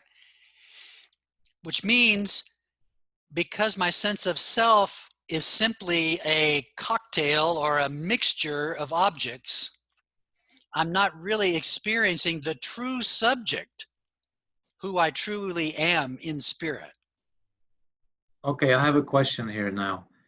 So, does that mean that everything that I can think about myself or describe about myself is on the deepest level not really me? It's not you. We meet somebody for the first time, and your name, your family, where do you live, what's your job. I mean, these are things we participate in, right? These are components of our life, and we derive a lot of our sense of self and identity from these things, but none of those things are truly us, right? Mm-hmm. Why do we fear death so much? All of those things go away, Mm-hmm. right? where will I be? If you've only identified with the moving parts of your life, right? Death is a very, very fearful thing. But then, So, but then the question becomes, does that mean that anything that I can discover about myself, it's, I guess I'm sensing a question here that does that mean that anything that I can discover about myself then becomes part of this object? So when do I then really find the true self, or how do I know that I've now found the true self? What is the experience? I mean, if I experience something, does that already mean that it becomes, you know? oh, good question. Yeah, that's a deep question, actually. Um, you only experience your true self in present moment awareness. That's why present moment awareness is such a popular buzz phrase in spiritual circles, okay? Present moment awareness means you are discerning, perceiving, experiencing, fostering, creating, nourishing the ability to maintain pure awareness with no movement of thought, no movement of emotion, no movement of desire, no movement of fear. It's awareness itself. Itself. So here's the problem for most Mormons.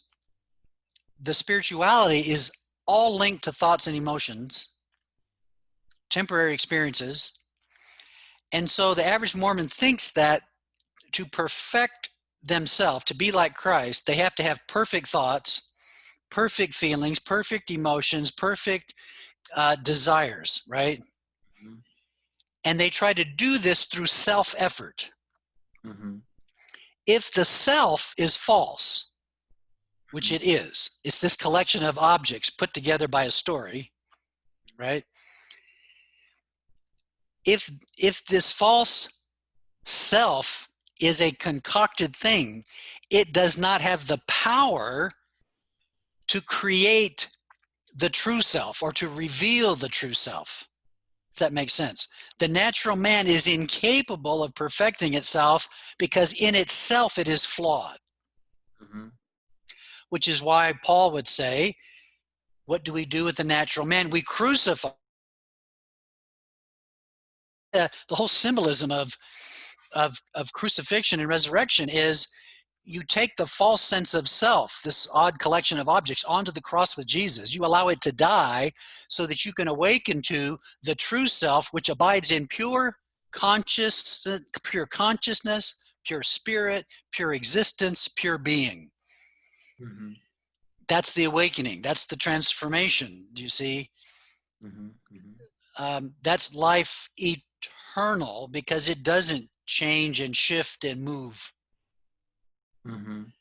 as our thoughts, feelings, desires, and needs do.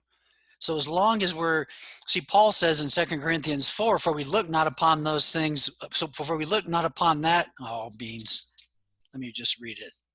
Mhm. I have that memorized, but in the moment it's fading away. For we look not upon that which is seen, but upon that which is not seen. For that which is seen is temporary, that which is not seen is eternal. Mhm. If you can see it, perceive it, there's movement, it's temporary, it's not eternal. Mhm. That which is eternal doesn't change and shift and move. You see? It's Mhm. that which is infinite, which has always been, always is, always will be, beyond time, beyond space. Mhm. So, But as you discover this internal, or let's say this eternal self, are you still, I mean, because you're able to explain it in language, does it not that mean then that you still realize some sort of concepts, about yourself, eternity, the true right, nature and everything? So, I mean, expressible concepts to come out of this right. spiritual experience. So, any spirituality that's focused on concepts primarily can never get to this. Okay. You can never explain it or make it happen through mental understanding, but because at the essence of your being the essence, because the essence of your being is like that, do you see? Spirit, you can discern it. Now, you can sit in present moment awareness with a master, and you can have direct communication of their consciousness, do you see, which elevates your consciousness. No words. But then later you're going to talk about it. Right? Hey, what did we just experience? What was that? Well, now we're trying to define the indefinable in words, but it's all we've got. It's not all we've got. You can have spirit to spirit communication, but because we're living in this human life right now, and our communication is primarily concepts and thoughts and words, then we try to communicate that through words, right? I mean, great poetry is wonderful because it has a magical way of unveiling something deeper than the words themselves, do you see? Great art does that. Great music does that. Great poetry does that. It's the use of a medium to communicate something deeper than the medium itself. And so, yes, we are, like you and I right now, are limited to words. Yeah. Well, that's what we got. We're going to use it the best way we can. Yeah, exactly. What I'm saying is Mormonism becomes ultimately frustrating for genuine, sincere people because they're trying to perfect something that can't be perfected. Do you see? Yeah. By that which is not perfectible. It's impossible to do. It's mission impossible. It's mission impossible to make the natural man like Christ. Can't do it. So you have these men that are in their 60s, their 70s, and their 80s, bishops, stake presidents, general authorities. They've served and sacrificed their whole life. And in an honest moment, they say, gosh, all this service, all this work, all this effort, and I still am impatient and selfish and don't feel Christ-like. What's wrong? Did I not do the right thing? Did I not do enough? Is it for the future life? Do you see? It's because they're in a system, in a point of view that doesn't work. So that's what makes Mormon spirituality ultimately frustrating and sterile. Right.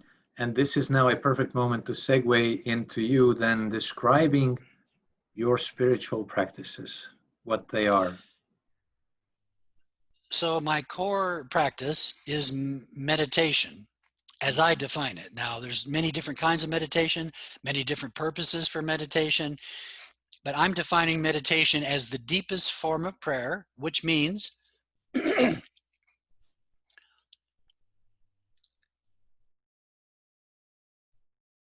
you still body and mind to the best of your ability. There are different techniques and different methods. It usually starts with concentration. Not all methods do, but I'm going to describe basic yoga meditation.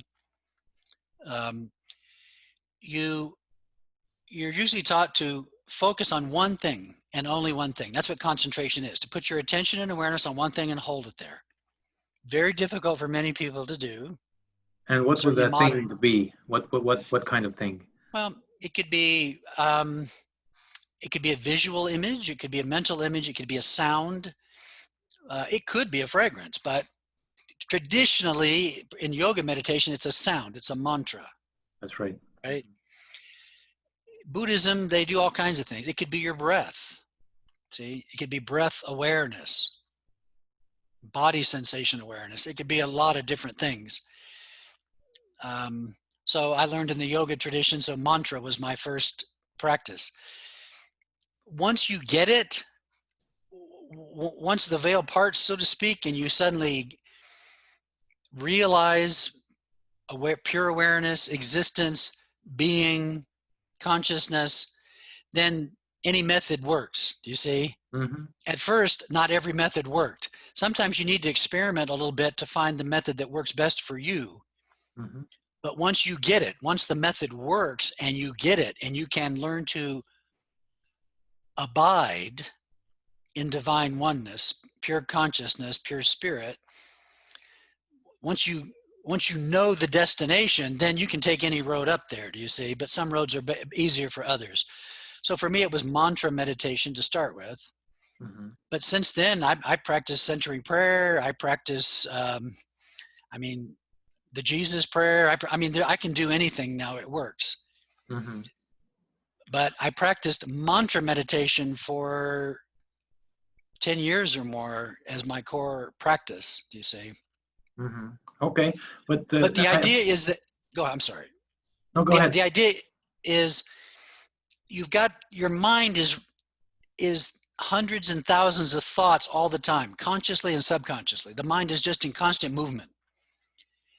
You've got to find the place of pure awareness beyond the mind. So a typical practice is to find something to concentrate on. Concentration is not meditation, it's a step toward it. So you put your attention and awareness on one thing. Let's say it's breath, or let's say it's a combination of breath and mantra together being experienced as one thing. Very powerful practice. So initially, meditation is frustrating for people because you're trying to do this, but your mind zings off, right? That's right. So busy mind, concentration, busy mind, concentration. Well, that drives people crazy. Your mind doesn't like it, so it actually puts up more thoughts. That becomes intolerable for some people before they quit. So when I do a meditation seminar, I know 90% of the people aren't going to get past 2 weeks. They just won't. Mm-hmm. It's too frustrating. There's not enough fruit in the first 2 weeks. They give up, do you see? Mm-hmm. But you've got to practice this kind of meditative concentration method until you can get to the point where you can hold your attention and awareness on one thing for some extended period of time. Mm-hmm. A minute? Doesn't sound like much, but people aren't sitting in pure silence for a minute, right? Mm-hmm. 2 minutes, 5 minutes, 10 minutes, do you see? Mm-hmm. So that's the work of meditation, the practice. Mm-hmm. So at first you learn to concentrate until you can get to a point where either your mind becomes relatively still. It doesn't have to be perfectly still, relatively still. Or even if your mind has a little activity going on, you can detach your awareness from the activity and keep it on the point of focus. Both mm-hmm. of those ways work. Mm-hmm. Mm-hmm. It's like being at a party. It's noisy, right? 50 people talking, right? And then you meet somebody and you're engaged in a really neat conversation, and guess what? You don't hear anything but the conversation, right? Mm-hmm. That noise goes to the background. So this is what happens. The noise in your mind goes to the background. You're able to keep your attention and your awareness on this unfolding spiritual dimension that's opening. Mm-hmm. Meditation ultimately isn't something you do. It's something you become open to and receive. So I'm concentrating. The mind slows. My focus has become consistent, persistent. And then all of a sudden, in mantra practice, when that starts to happen, you let the mantra go. You don't keep repeating it. You let mm-hmm. it fade away so there's pure silence. And then what does contemplate mean? It means to watch with expectation of discovery, right? Mm-hmm. This is Jesus waiting and watching. One of his great phrases, waiting and watching. Waiting implies present moment awareness. Mm-hmm. Watching implies an openness to receiving deeper awareness, presence of God, waiting and watching. Then he comes. Mm. So concentration transitions one into meditation, which is an openness to suddenly become aware of an unveiling of the deeper reality, a deeper awareness, a spiritual perception, a spiritual awareness. Do you see? All the same, different terms for the same thing. When there's that shift in consciousness and that deeper awareness begins to open or to become unveiled, this is the symbolism of the temple, you see? The mm-hmm. unveiling, right? Mm-hmm. What is the Holy of Holies? It's the pure, eternal presence and nature of God. So you wait and watch for that to open. Once that opens, then you learn how to abide in that. Mm-hmm. It is the abiding in that that's transformative. It's the abiding in that that causes the spiritual rebirth. Mm-hmm. It causes a purification. What does purification mean? It lessens your identity, your sense of self being connected to fears, desires, thoughts, emotions, needs, life circumstances. You see, Mm-hmm. it diminishes that attraction, that enmeshment and connection, Mm-hmm. and starts to shift your sense of self to your inner spiritual being, that which is eternal, pure nature of God within you. Mm-hmm. Quick question before I forget. So when you talk about the veil opening and God coming, uh, what are you experiencing though? Is it some kind of a vision? Is it some kind of a realization about something? Is it some kind of a, I don't know, a sense perception? Or can you even talk about these things? Yeah, so we're going to try to use words to describe that, which words. This is where the need for a teacher it comes into play, because we have different body mind types, different personalities, inclinations, tendencies, and life experiences. There are always variants, there are always differences on the inner path for people, do you see? Because they come to it with so many different things. Mm-hmm. There are some common elements, but people can experience a variety of different things based on all those things, personality and body mind type and so forth. So some people will have auditory phenomena happen. Some will have visual phenomena happen. Some people will have no phenomena happen. You just don't know. Where people get off course is when their attention gets shifted to something extraordinary that they haven't experienced before. They interpret that as revelation and then kind of have a little attachment to that.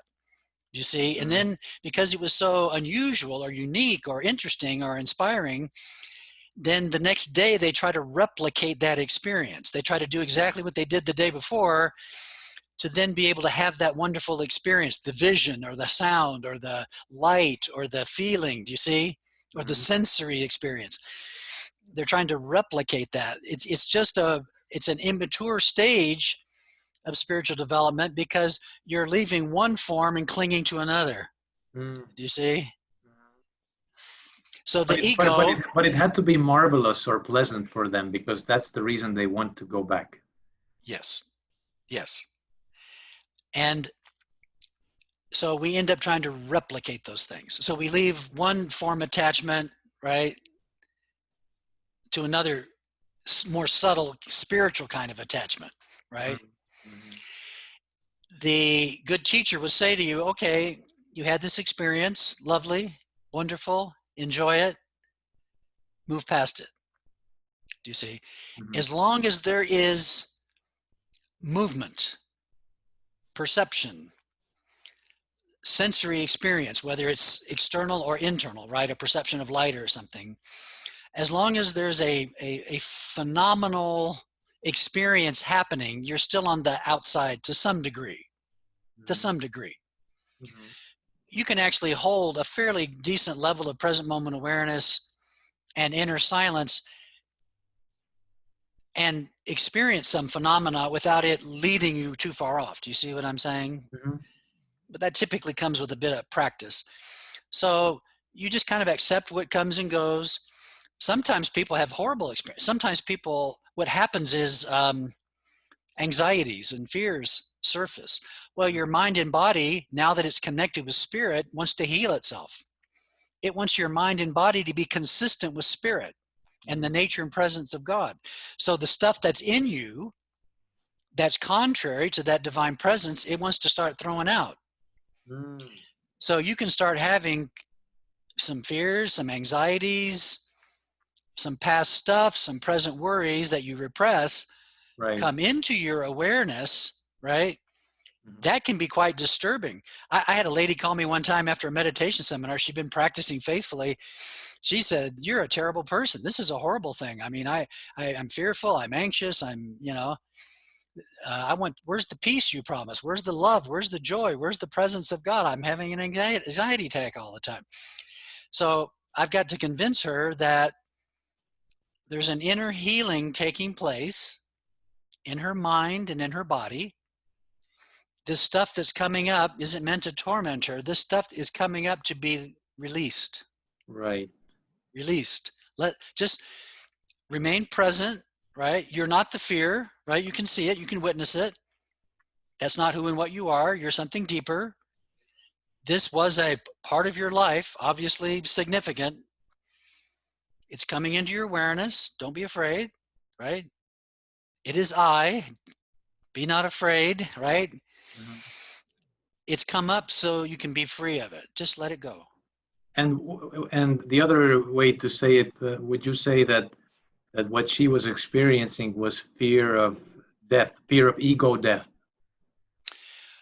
Different subject, but an important subject. So a lot of people at first have the fear of just negative stuff that they typically repress, feelings of failure, past traumas.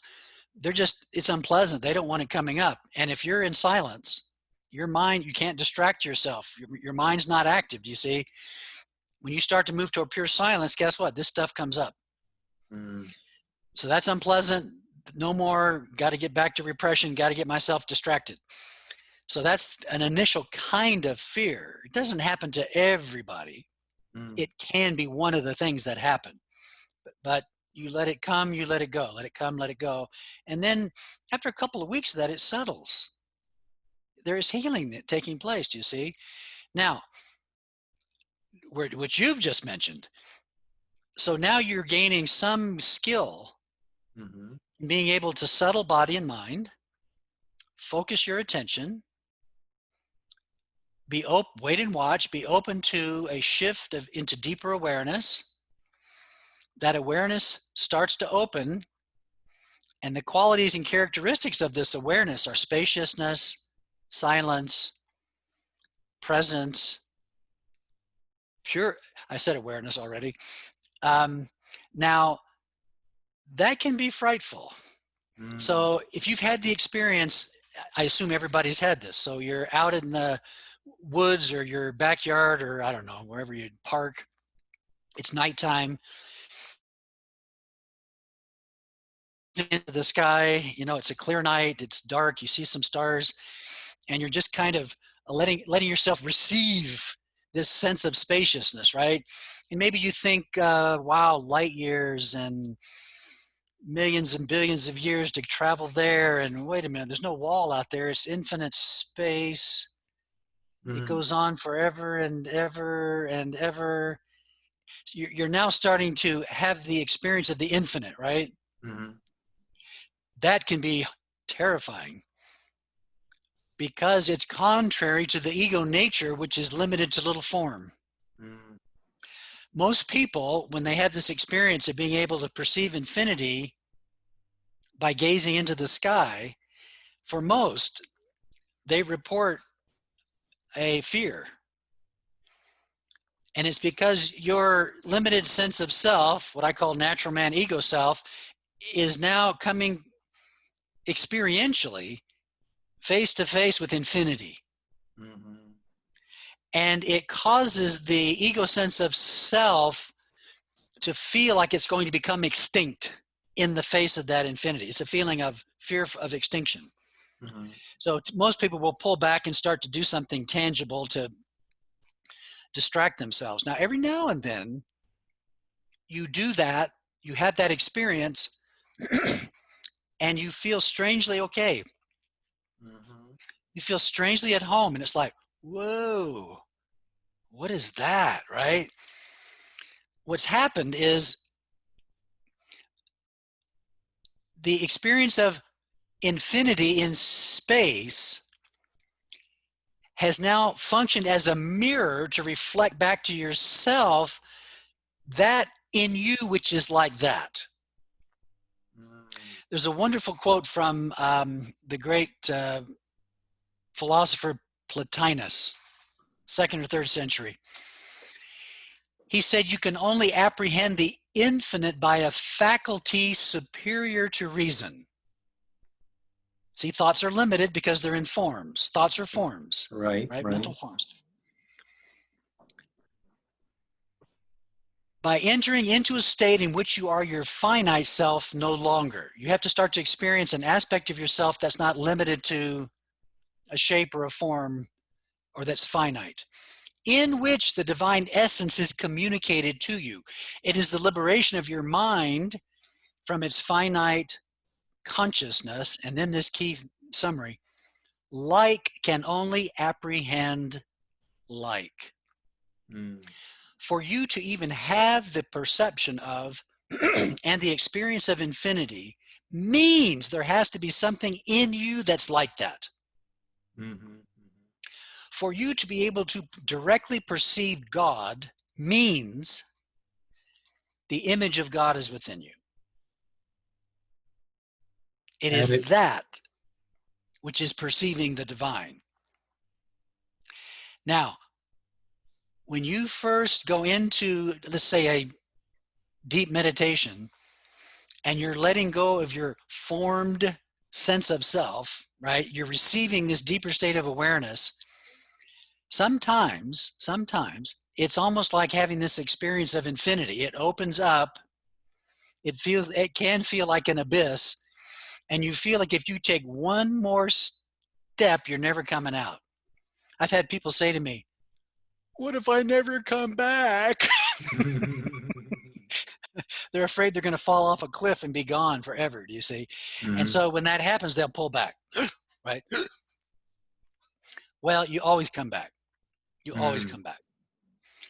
What you want to learn as you develop your meditation practice is to have the realization that, wait a minute, there's something in me that is like God, that's infinite and eternal, and that is not threatened or cannot be threatened by this opening of infinity before me. As a matter of fact, it's going to embrace me, nourish me, restore me to my true self as a spiritual being. That's what it's going to do. It's going to restore you. It's not going to destroy you. Once you get comfortable with that, which can be a little fearful at first, you slip into it and let it embrace you and go. Yeah. And I mean, for let's say an average Orthodox Mormon, what we've been talking about, or what you've been talking about, may seem very fearful. I would say it's pretty advanced stuff that we just talked about, but I think it doesn't have to be. And I was just going to say that in my experience, I'm a novice meditator, and I've done this since let's say last spring or last winter, maybe a year, and I haven't been to the edge of the abyss, but what I've just what I have been able to feel greater inner peace, and I've been able to somewhat let go of the train of thoughts, and what I've already witnessed in myself, in my character, is that the former anxieties and anger and things like these, I mean they've pretty much vanished. I mean I am just it's so interesting to see that in the past when especially when loved ones did something or said something, you have this immediate sharp reaction, and then it becomes about self-control. Am I able to hold it back? Whereas now I see that I have those things don't have influence on me. I always am able to have a loving response, and basically feel like there's more Christ-like love and putting on more of the Christ-like character. And that's the funny thing, is that 20 years of trying to perfect myself and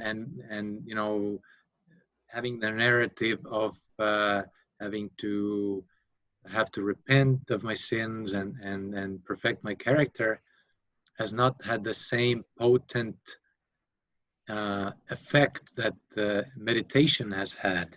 And I cannot explain it. I haven't had any, you know, what do you call that? Haven't had any, divine, I don't know, like these visions, or I haven't had any auditory sensations or anything, but I have had, my character, the way my inner peace has changed. I have inner peace, and that's why I would just like to encourage people to pick up meditation and start doing it as a daily practice. And I think that those this evolution will come as you do it. So listen, you explain that beautifully. And what value is there if you go into meditation and have a vision and then you come out and you're impatient with everybody, right? This has to be about a change of nature, a change of character. And there's no vision or sound that is greater than that. Learning to love, learning to be patient. I mean, see, this is the natural man is incapable of doing it. This is the grace aspect of, let's say, the gospel, which we minimize in Mormonism, right? It's do enough to qualify. No. It's put yourself in a position to receive the transformative grace of Christ. That's what it's about. So for 30 plus years, I'm trying to be a patient person, right? mm-hmm. I'm praying for patience. I'm going to the temple for patience. I'm fasting for patience, right? Mm-hmm. Work. 30 years of working at it really hard. Maybe the teeniest bit of progress, right? I meditate for 3 years. My wife says, where'd this patience come from, right? I wasn't even aware of it. Well, where did it come from? Do you see? I thought it was up in heaven somewhere. And if once I did enough good things or right things, Heavenly Father would drop it down on me, right? Mm-hmm. Patience is a natural aspect of your true nature. Mm-hmm. Your true nature is godly and good. As your true nature begins to unfold, guess what manifests? Patience, kindness, love, compassion, right? The heart of Christ unfolds. Mm-hmm. Do you see? From the inside. But I think the ironic thing is that, meditation is a practice. It's a form of practice. But what's the secret sauce then? Is it that you are, let's say, trying to go deeper than yourself, what you consider yourself to be? Because you could say that prayer is a practice, going to the temple is a practice, reading scripture is a practice.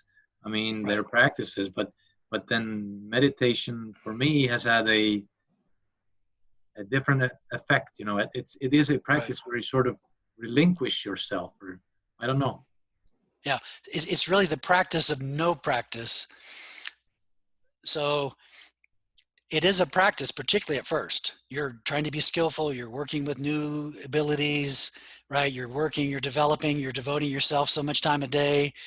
At first, it is a practice, but it's a practice that is intended to exhaust itself into realization of divine presence, realization of your own divine nature, and then learning to abide in that as your natural state of being without having to do anything to make it happen. Mm-hmm. So when Jesus, I'll quote the Doctrine and Covenants, section 93, talks about how Jesus, the man, became Jesus God, really. And the whole thing was that he received grace for grace and continued from grace to grace, right? It's not that he did some great things, right? He didn't do this big list of things. He learned to receive grace. What is grace? It's the purifying, sanctifying movement and presence of the nature of God in and through us, do you see? Something the natural man can't do. It is the movement of grace that perfects us, not all the stuff we're doing. Do you see? We're going to talk about doing in a little bit, I think, but that's why Mormons don't like the epistles of Paul, because Paul's essentially saying in the book of Romans, all the stuff you're doing is worthless. It just lets you know you're weak. You're saved by grace. You see, grace is what saves you, not your doing. Mormons hate that, because I think I can be good enough to make it. Yeah, we do have something about it. I think like we turn it into a belief in, like, I guess for us, what grace is, that we have to believe that, you know, it's thanks to Jesus's redemption and atonement, that, so basically it becomes a certain form of accepting a belief, right? That, you know, it's, you know, it talks about the, you know, the fall of man, and then in order for us to go back to Heavenly Father, we have to become perfect, and Jesus's atonement makes us perfect if we accept him as our savior, and then do the things that he teaches us through his church, through his leaders. That's how we understand grace. It's believing and doing, right? And then the grace comes in at the end. Right. Every Christian religion is some combination of works and grace, some combination, okay? Each religion has a different thing. So Mormonism's like 99% you do it and 1% grace at the end, right? Some fundamentalist Protestants, it's 99% grace and you can't do anything because you're evil and carnal and devilish. God has to do it all. Or you can go to 100% grace, which is predestination. Do you see? That's right, Calvinism. So Mormonism's 99% doing. You know, it's by grace we are saved after all we can do, right? Do. No, the tone is better. It's by grace we are saved after all we can do. You see, the doing is the minimal aspect. It's important, but it's minimal. The saving action is the grace. And the grace is this sanctifying movement and presence of God that purifies us. So we minimize grace to our detriment. We're very uncomfortable with talking about grace in Mormonism, very uncomfortable. We don't have a good doctrine of it. Sadly, the Book of Mormon has rather substantive teachings on grace. We just are uncomfortable with it, and leadership over the years has focused on the believing, obeying, and doing, that it overshadows it. All right. Anyway. Well, I think we went, sufficiently deep into your spiritual practice, and it's been good. Let's now go to the third block of our conversation. I mean, we could be on this forever, I feel, but let's. I do 8-hour seminars on meditation, so. And I appreciate that you've been able to, that you've been willing to take my, let's say, beginner questions, and it's been very enlightening for me too. But let's talk about some theological topics. I think it will be of interest to Mormons, true blue Mormons. So let's start with the first one, the very basic one. So, who or what is God? Yeah, that's the big one. Is he the anthropomorphic white man with the beard in the heavens, or? And I think he's bald too, like me. So there was. This is going to be very hard for Mormons because Mormonism is a very concrete, form-based religion. And we define a God who's very concrete and personal. I mean, he's in a physical body, spiritual physical body, sitting out on a planet somewhere, pulling all the strings. So this conversation will be very difficult for many members of the church. There's a great philosopher, I forget his name, 3rd or 4th century. He said, if horses had gods, those gods would be horses. So there's no question that the images of God that we have had throughout history tend to reflect human projection onto God, right? We project ourselves onto the divine. We make him in our image, not the reverse. And that's why there's so many dysfunctional notions of God. I mean, the Old Testament, he's getting angry, he's burning people up, they're clearly aspects of human projection. Do you see? So God, even Christian churches that believe that theologically define God as an omnipresent spirit, right? As we would define the Holy Spirit, in their personal lives, they still create an image of a person to pray to, to react to respond to. So we're always creating a form-based image of God just so we can relate to it, because we experience ourselves as a form-based being of some, right? Mental, emotional, physical form. So we create a God that is in that image. Different ways to define who or what God is. God is pure consciousness, existence, being. That sounds extremely airy-fairy to most Mormons. Most Mormons can't even process that. It just locks up their minds. You know what I'm saying? How do you relate to consciousness, existence, being? It's this idea of conscious of what? You see, what's existing? We have a hard time wrapping our minds around pure existence, pure being, pure consciousness, pure energy, pure intelligence. That which is infinite and eternal cannot be limited by form. That's why words like omnipresent, omnipotent, omniscient, those have always been the terms used for God, because it's just so obvious, even intellectually, that if you limit God to any kind of image or form or function, then it's not infinite or eternal. Do you see? Once it has a form. So God ultimately is that. Do you see? Existence, being, consciousness. So I have a question then. Does that mean that it's sort of like God is like, if we knew everything there is to know about existence or universe or pluriverse or whatever, then we would know God? That's kind of like, is God the sum total of everything that exists, or is there more? Yeah, see, that's sum total doesn't cut it. Sum total is already assuming there's things, and you put them all together and you've got God.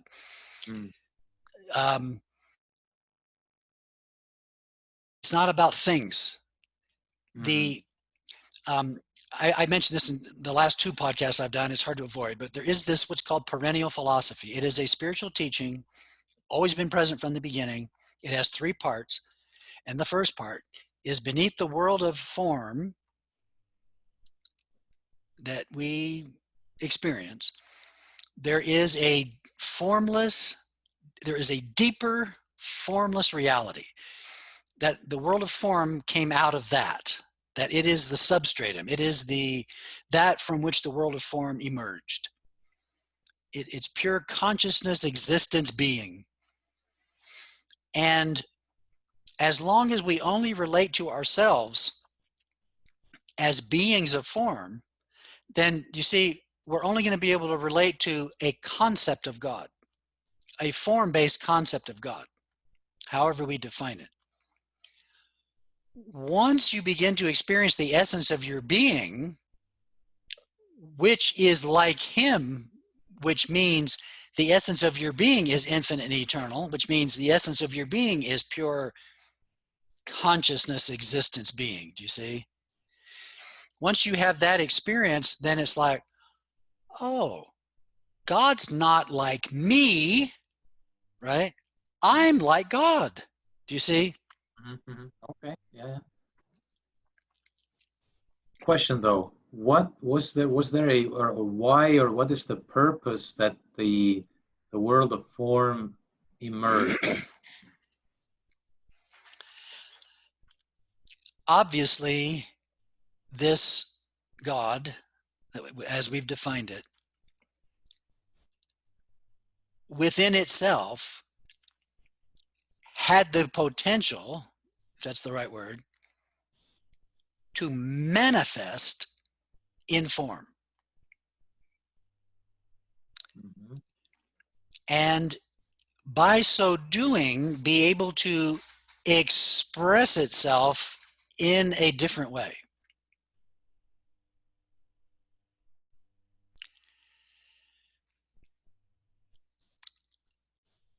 And then suddenly you have what seem like two realities, Mhm. the formless eternal reality, and then the world of manifestation, creation, and form, Mhm. which is movement, development, evolution, destruction, creation, infinite creativity, infinite life forms, infinite movement. Do you see? They look like two different realities at that point. It's one reality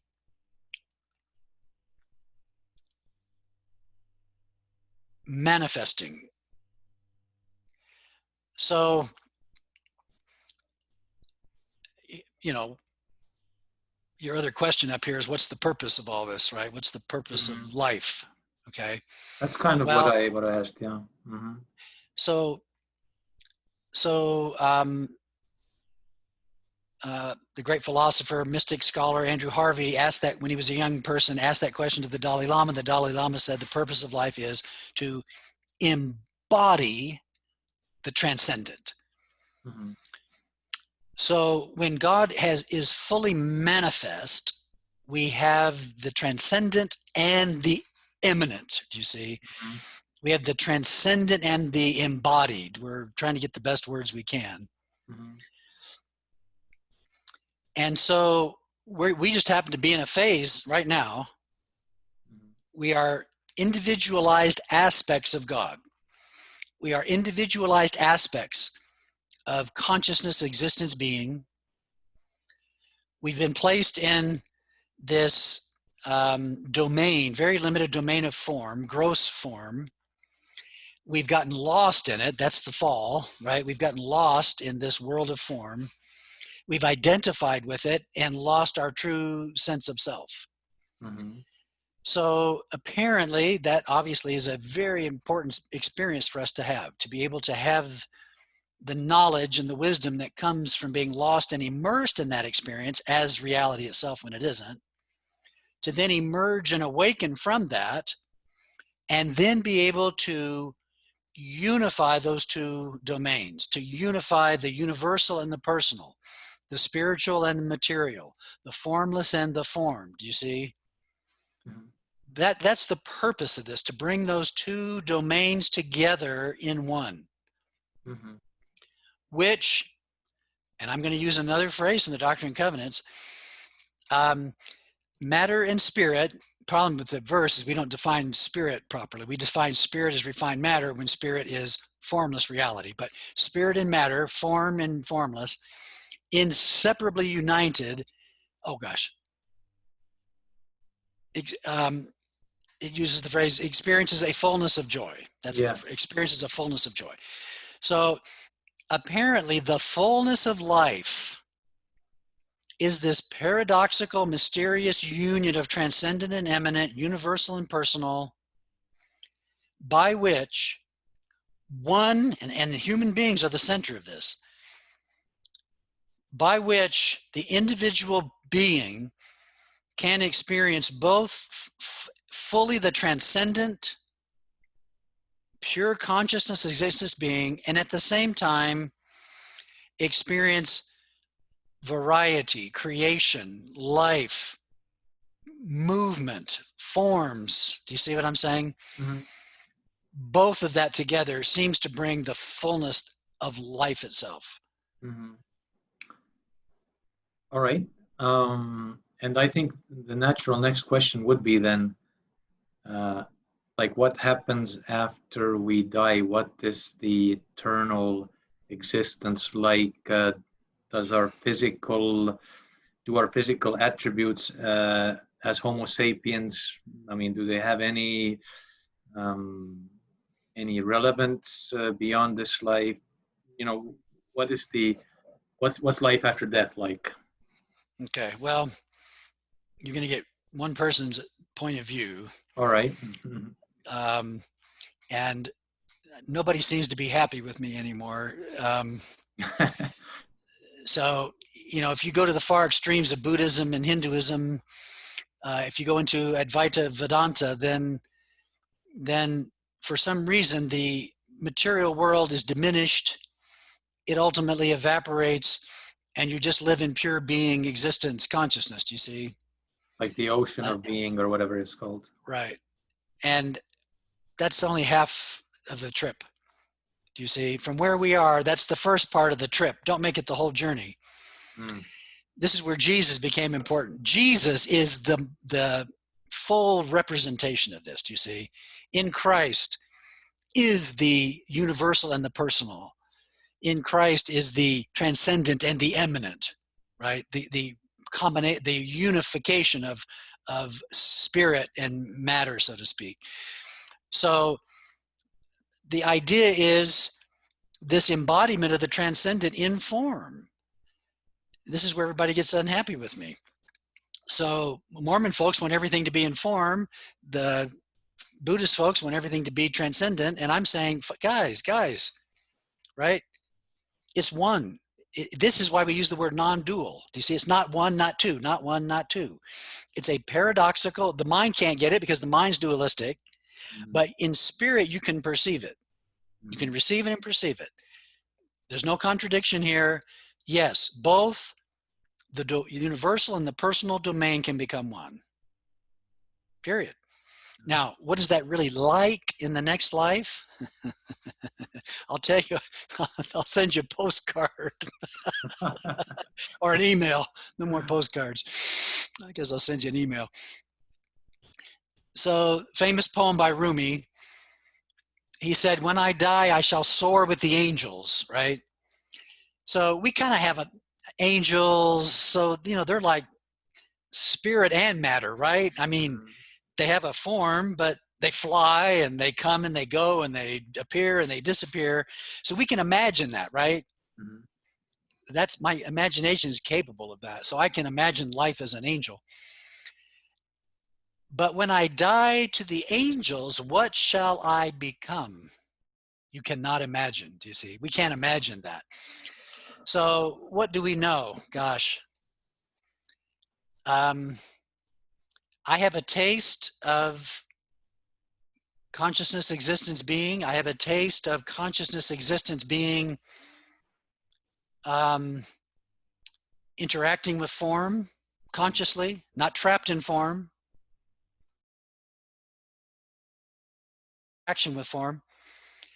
I have a sense that there's a personal identity that doesn't get lost. I mean, what's the essence of a personal identity? A different path and a collection of different experiences than anybody else has had, right? Well, my path, your path, everybody else's path is always a little different than anybody else's to this ultimate reality, do you see? Well, that's what establishes personhood, do you see? Eternal personhood. We had a little different way of getting there. I don't believe that eternal personhood is ever lost. Okay. It's going to be different than maybe how we imagine it today because we're so lost in just the personal dimension. But I mean, whether you believe this or not, I mean, there's a lot of nutty people out there who claim all sorts of visions and travels through astral worlds and appearances of dead people. It's a never-ending massive confusion. I can just bear my own testimony, if I might use that language. Sure. My mother passed away in 2017. I loved my mother. She lived her last 17 years in our home. And one evening, as I was walking into this room in the doorway, I had this experience of her just being fully and completely present. There was no visual element. I experienced a fullness in her that I had never experienced in her physical being. So that was after her death, right? That was after her death. Okay. It was after her death. And so I had an experience of her having transcended the bounds of the life she had, the physical limitations, the mental limitations, some of the old patterns and things that she was stuck and trapped in. I had a somewhat experience of a greater fullness of being of that person. Do you see? Mm-hmm. Does that make sense? Yeah, yeah, yeah. So it is clear to me that there is a personal aspect that survives. It doesn't have the limitations that we normally experience. Mm-hmm. From other writings, like the writings of Yogananda, when his master guru appeared to him in a resurrected form 3 days after his death, Yogananda said to him, "Hey, what the heck's going on over there? What are you doing? What's this like? Is there an In-N-Out burger or what?" So, do you have In-N-Out burgers in Estonia? I didn't think of that. No, it's Sorry, okay.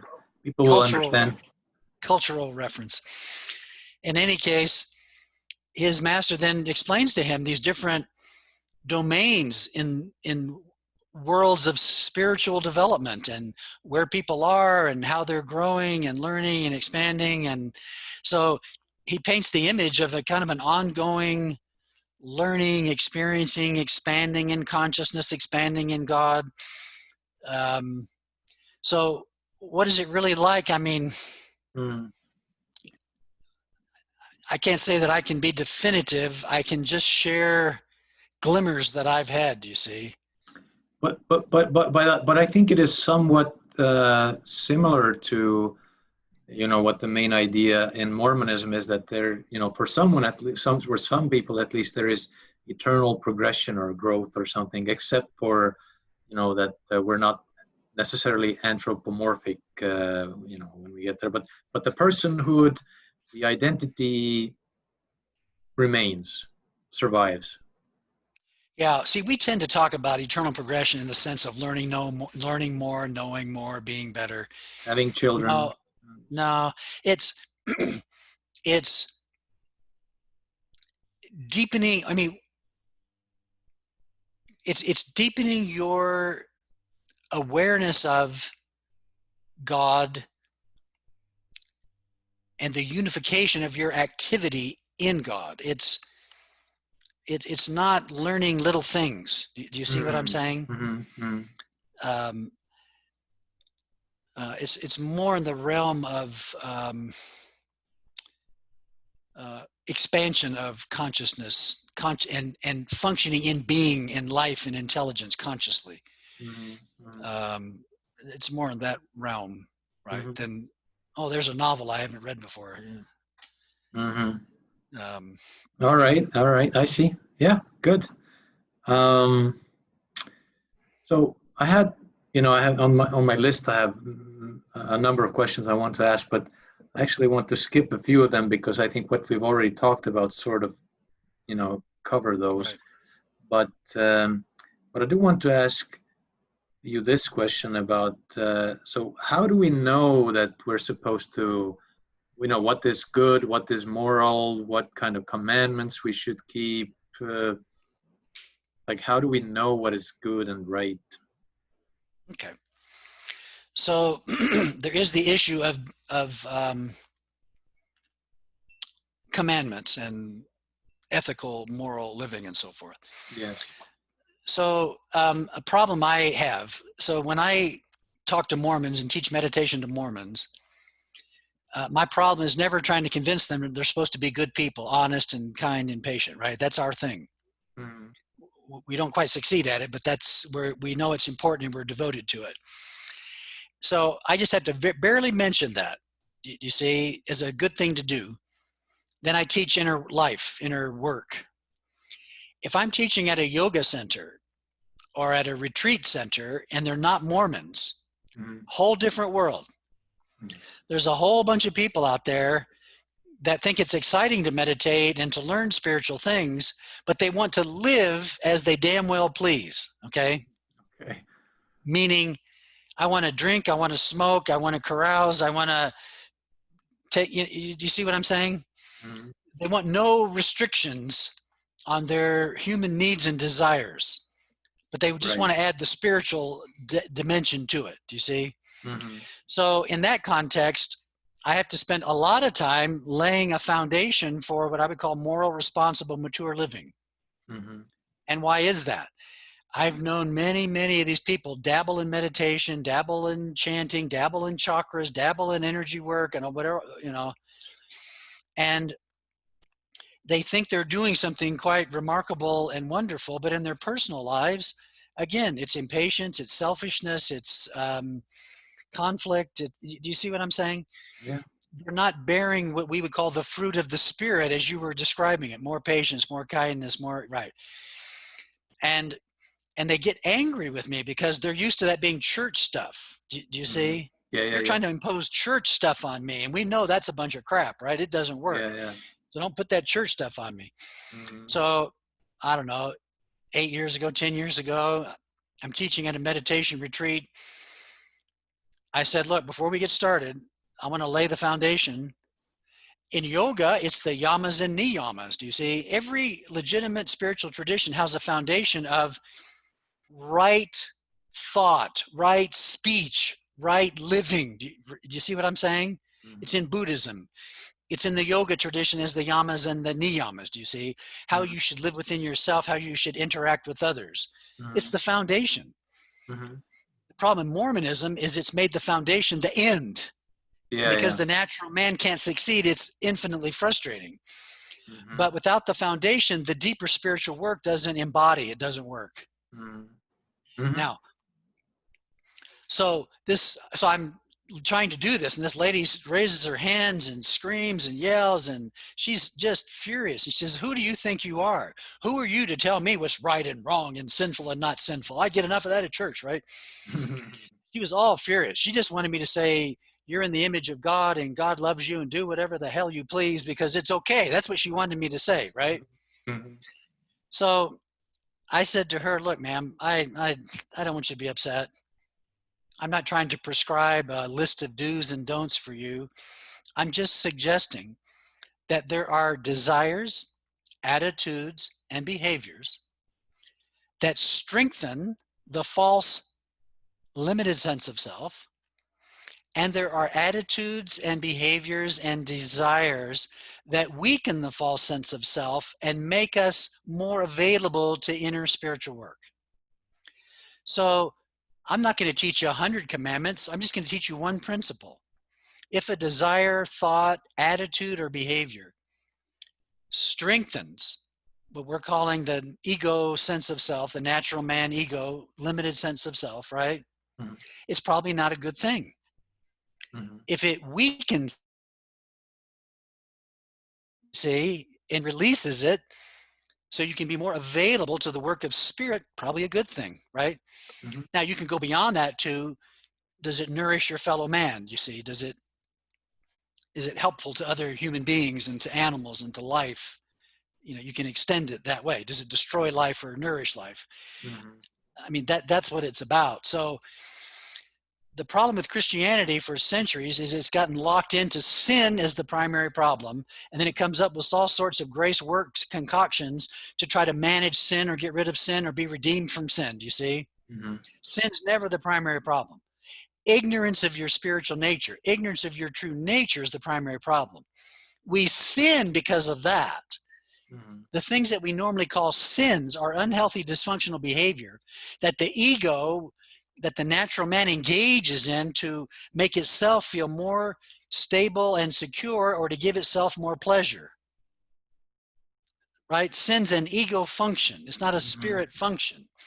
Mm-hmm. So the reason sins don't take a lot of effort to get rid of as you're awakening is because as your spiritual nature begins to unfold within you, those things are just contrary to the nature, your true nature, to your essence of being, and they just start falling away. Do you see? The impatience falls away. The desire for kindness emerges in a way that hadn't been there before. Do you see? It's a very natural process. So people who live in what I'm defining, now I'm not talking about silly stuff. We come up with silly things that we label as sins, right? Is it sinful is drinking coffee going to keep you from God? Do you see what I'm saying? Mm-hmm. It's absurd. is wearing a white shirt going to make me closer to God? Now, maybe, oh, it reminds me of my covenants and I feel pure, and okay, maybe you could turn that into a legitimate Mm-hmm. It's a spiritual symbol. practice. Yeah. I just Okay. don't see it happening very much, right? I don't Yeah, see that sure. being consciously done. But when we start talking about eating and drinking and what we wear, and right, Yeah, yeah. right, it's superficial stuff that has little to do with sin. Um, Genuine, immoral, irresponsible, immature behavior hurts you in the sense that it strengthens the false sense of self. It entrenches you more in the false sense of self. It creates restlessness in mind and heart, which makes it Mm-hmm. difficult to do what? Inner work, right? Mm-hmm. Mm-hmm. If a guy's living in lust all the time, he's not going to be able to be still and know that I am God. Do you see? Mm-hmm. And it creates conflict in your relationships, disharmony and conflict in your relationships. Now, you can't smooth all that out perfectly, right? Mm-hmm.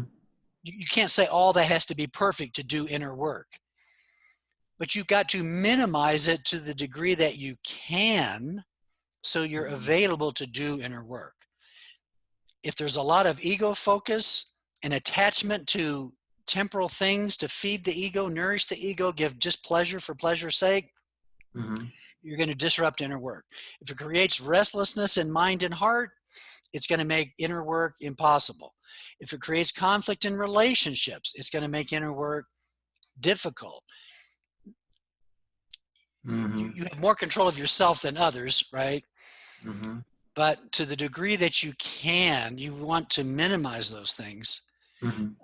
because they disrupt inner work. Mm-hmm. Yeah. And one thing that, if I remember correctly, one of the points of Buddha and Buddhism was that he grew up as a prince in hedonism. He went around, saw the wild world. I mean, wide world. He experienced this extreme asceticism that didn't satisfy, or that didn't lead him higher either. Then the Buddhism became the middle way. There's not extreme asceticism, neither extreme hedonism.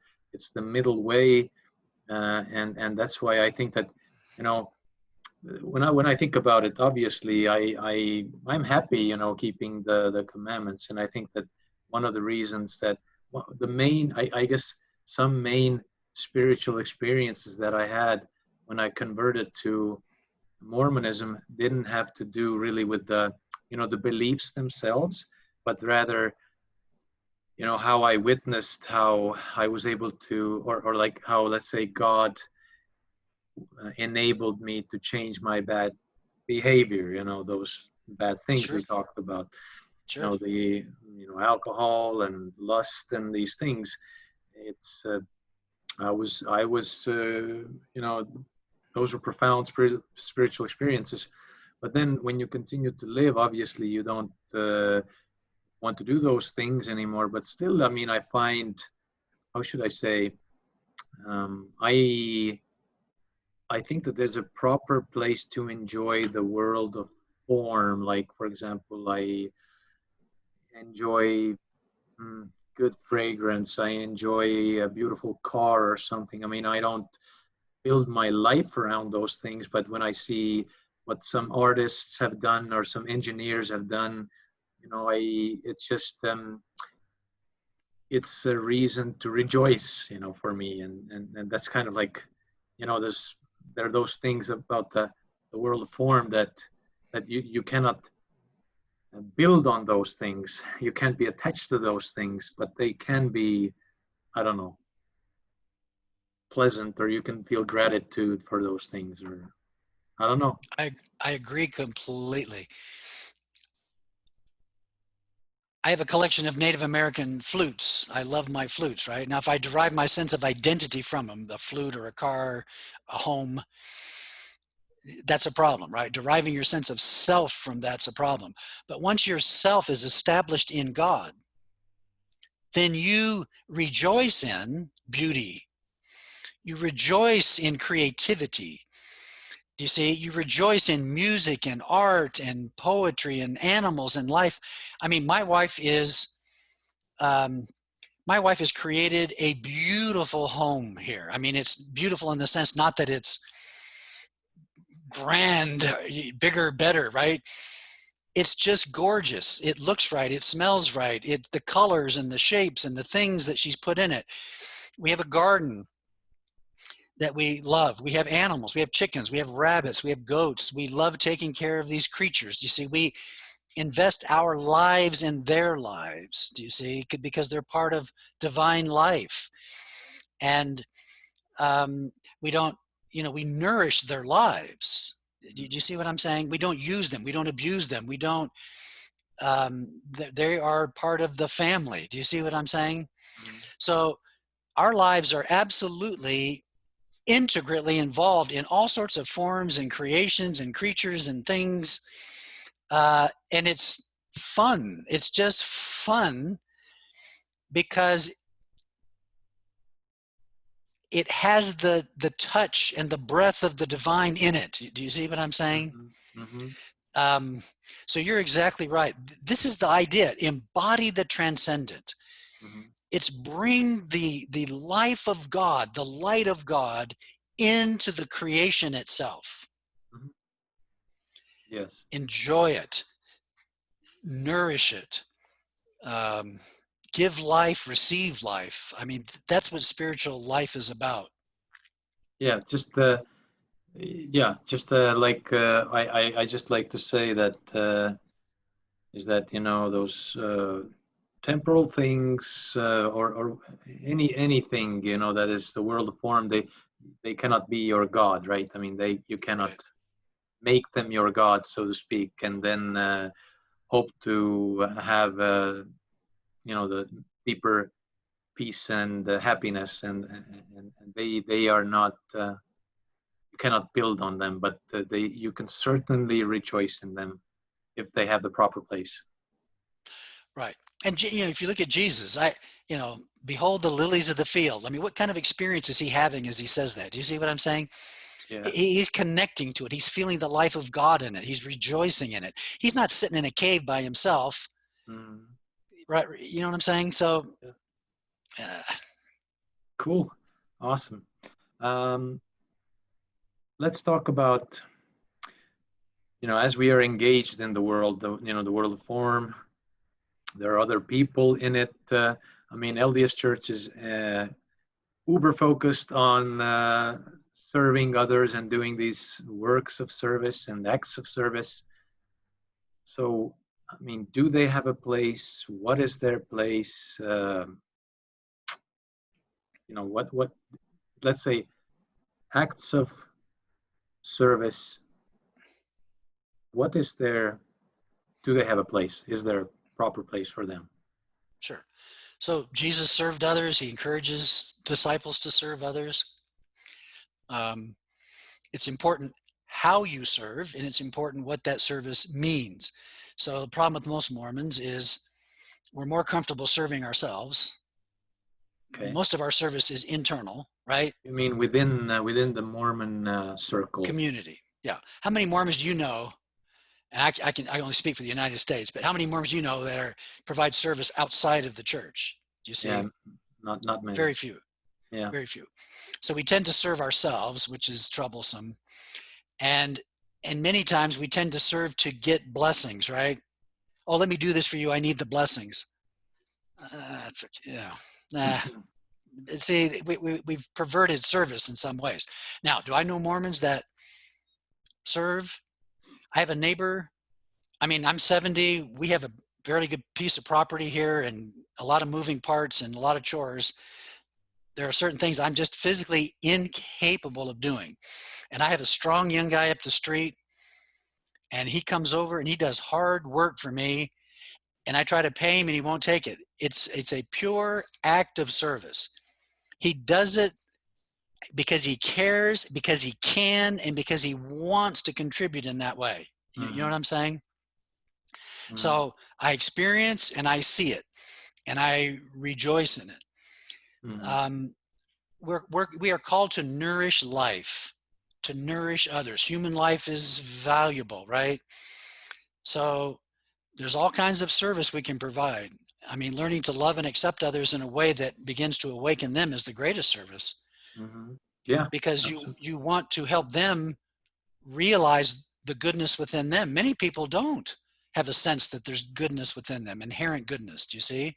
Mm-hmm. So there's spiritual service that you can provide in that way. Certainly, this guy's offering me physical kind of service, fabulous. Um, my wife and her friends, there's a lot of emotional connection kind of service and meeting each other's needs and so forth, right? Mm-hmm. Men apparently don't need that. We just talk about football and then help dig a ditch somewhere for somebody. Yeah. But no, serving others matters. We took on a project some years ago. We took care of 16 chickens that had cancer. Mm. I mean, anybody else would have killed them. You know what I'm saying? Just killed them and gotten rid of them. We spent 2 years nourishing. I can't tell you the amount of time, money, and effort that went into keeping these chickens alive with a high quality of life, cherishing their life, nourishing their life until the very end. It was extremely difficult work. You didn't ask, but after I served as a military chaplain, I served as a hospice chaplain for 8 years. Yeah.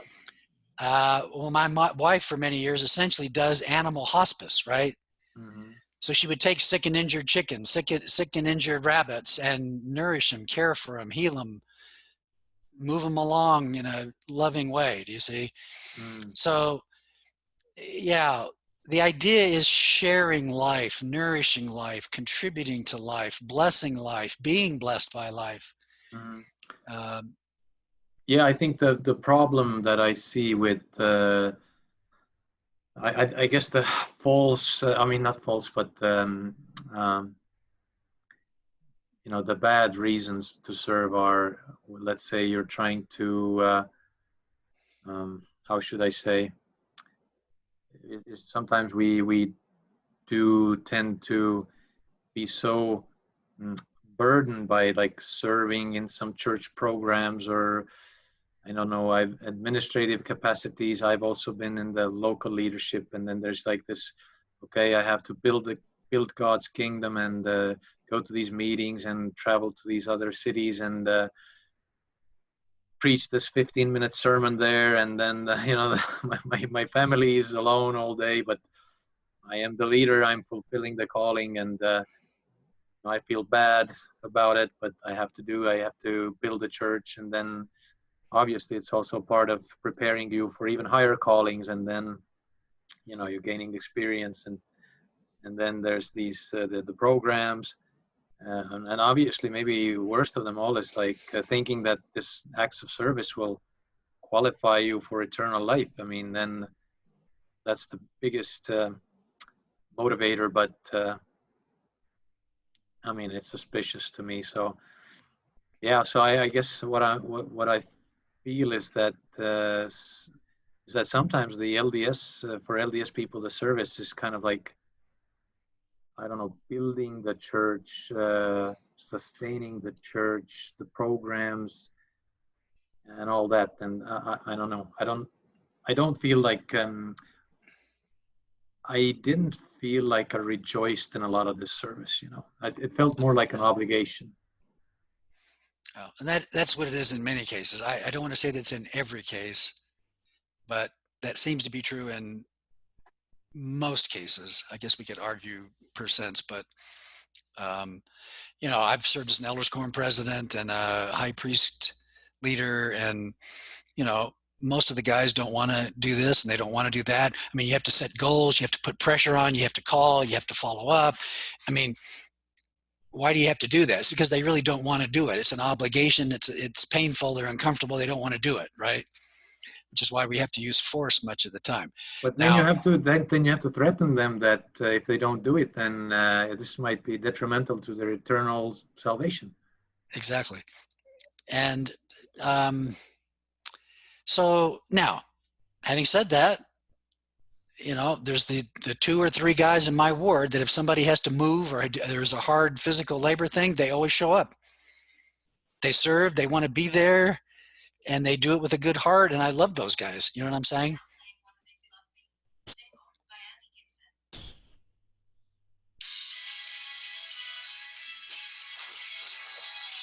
Alarm clock. All right, so let's move on. Yeah, so a big part of Mormon life is the communal, congregational aspect of worship, then fellowshipping. Um, how does it work in your context right now? Because I mean, in a sense, you're still an active Mormon, right? I mean, you go to church with your wife. You'd be considered active. I mean, but let's say if you were in a totally non-Mormon setting, like what kind of role would the congregational aspect have? Yeah, good question. Some people have less need for community than others. I, in many ways, seek out community in various ways. Several little communities have been created from my meditation seminars. I mean, groups have spun off and so forth. I like community. I mean, as a chaplain, I enjoyed the base chapel community. I like that. I hate to say this, better than the wards, because the people that came wanted to come. They chose to come. No pressure, didn't have to be there, no obligation. And if they volunteered to serve, to teach or something, it was only because they wanted to do it. I had no power to threaten them or coerce them or to you see what I'm saying, or promise blessings. They only came because they wanted. And those were fabulous communities because everybody was there by choice and goodwill. And, there are many communities. Church community here is fine with me. It's my neighbors. We have many common interests. Some people get involved in, around here there's like horse things that people do and dog things and meditation groups. And I mean, there are many, many, many different communities you can choose to be a part of. I enjoy those things because, again, you're sharing life, nurturing and nourishing life. You're receiving the gifts, the talents, the insights, the life force, you know what I'm saying, of other people. I think the idea is to bless others and to be blessed by others. I mean, that's part of what makes all this fun. Okay. And so I like communities. Churches and religions and sometimes spiritual communities, they go bad when the leadership and the organization itself becomes the center, and then feeding the center becomes the activity. But as long as there's this nourishing and blessing and sharing, communities can just be fabulous, fabulous things. So you mentioned meditation groups. Did you mean like, are there meditation groups in Utah where you live, or? Yeah, there are many different kinds. I used to visit. I used to have a group where we lived before. I would hold a group in my home every week, and then I had 2 or 3 groups out that I would go to that I would go to weekly or monthly, depending on the distance and so forth. Got to be too much. I had to stop it all. But yeah, I could look around and find. I have several friends that do regular meditation groups. People meet for chanting, for study, sharing, book groups and meditation groups and drumming groups and flute groups, and there's just all kinds. And but yeah, there's a lot of little meditation groups. What about what about these gurus that you used to learn from, Deepak Chopra and Roy Eugene Davis, and did they have some kind of I don't know, they wouldn't be Sunday services, I guess, but what No. In Deepak's case, I mean, he's kind of a worldwide personality. Mhm. You know, he tends to do events, Mhm. a seminar. Occasionally, he would do retreats, right? Um, but you know, he travels and speaks and does programs. Roy had a retreat center, and he lived there. So he had always had an ongoing program of services and retreats. He always held a Sunday meditation service. So the people that lived in the area would come every Sunday for a Sunday meditation or maybe special service or commemorative service. And then he always held either weekend retreats or week-long retreats throughout the year. Mhm. So people, you know, when people travel in from a long distance to a place like that, it's hard to develop community, right? Sometimes if you go a lot, you meet the same people Mhm. coming in and Yeah, yeah, out. But the real community there are the people that live in the local area as far as consistent community. sure. So yeah, I guess they're not a good example in that case. But let's say, do you know like people who live in, I don't know, Buddhist or Hinduist countries? Do they have some concept of like this, like a Sabbath day or something, or like Oh, they don't, or do they? I don't know, because this is something like in you know the Judeo-Christian tradition or even Muslim tradition. I don't know about Muslim actually, but like this idea of, you know, every seventh day we kind of slow down and we don't do the work and we focus on the spiritual things. And I'll be honest with you, not having been to India or a Buddhist country for any length of time, um, I'm not sure kind of how they handle that. I know in Hinduism there are regular feast days, holidays, holy days, and there's a lot of different celebrations of those feasts. And I know that um, typically there are temple services that are held at daily, you know, sacrifices and chanting and so forth. Now in America, they've adapted to the Sunday thing, right?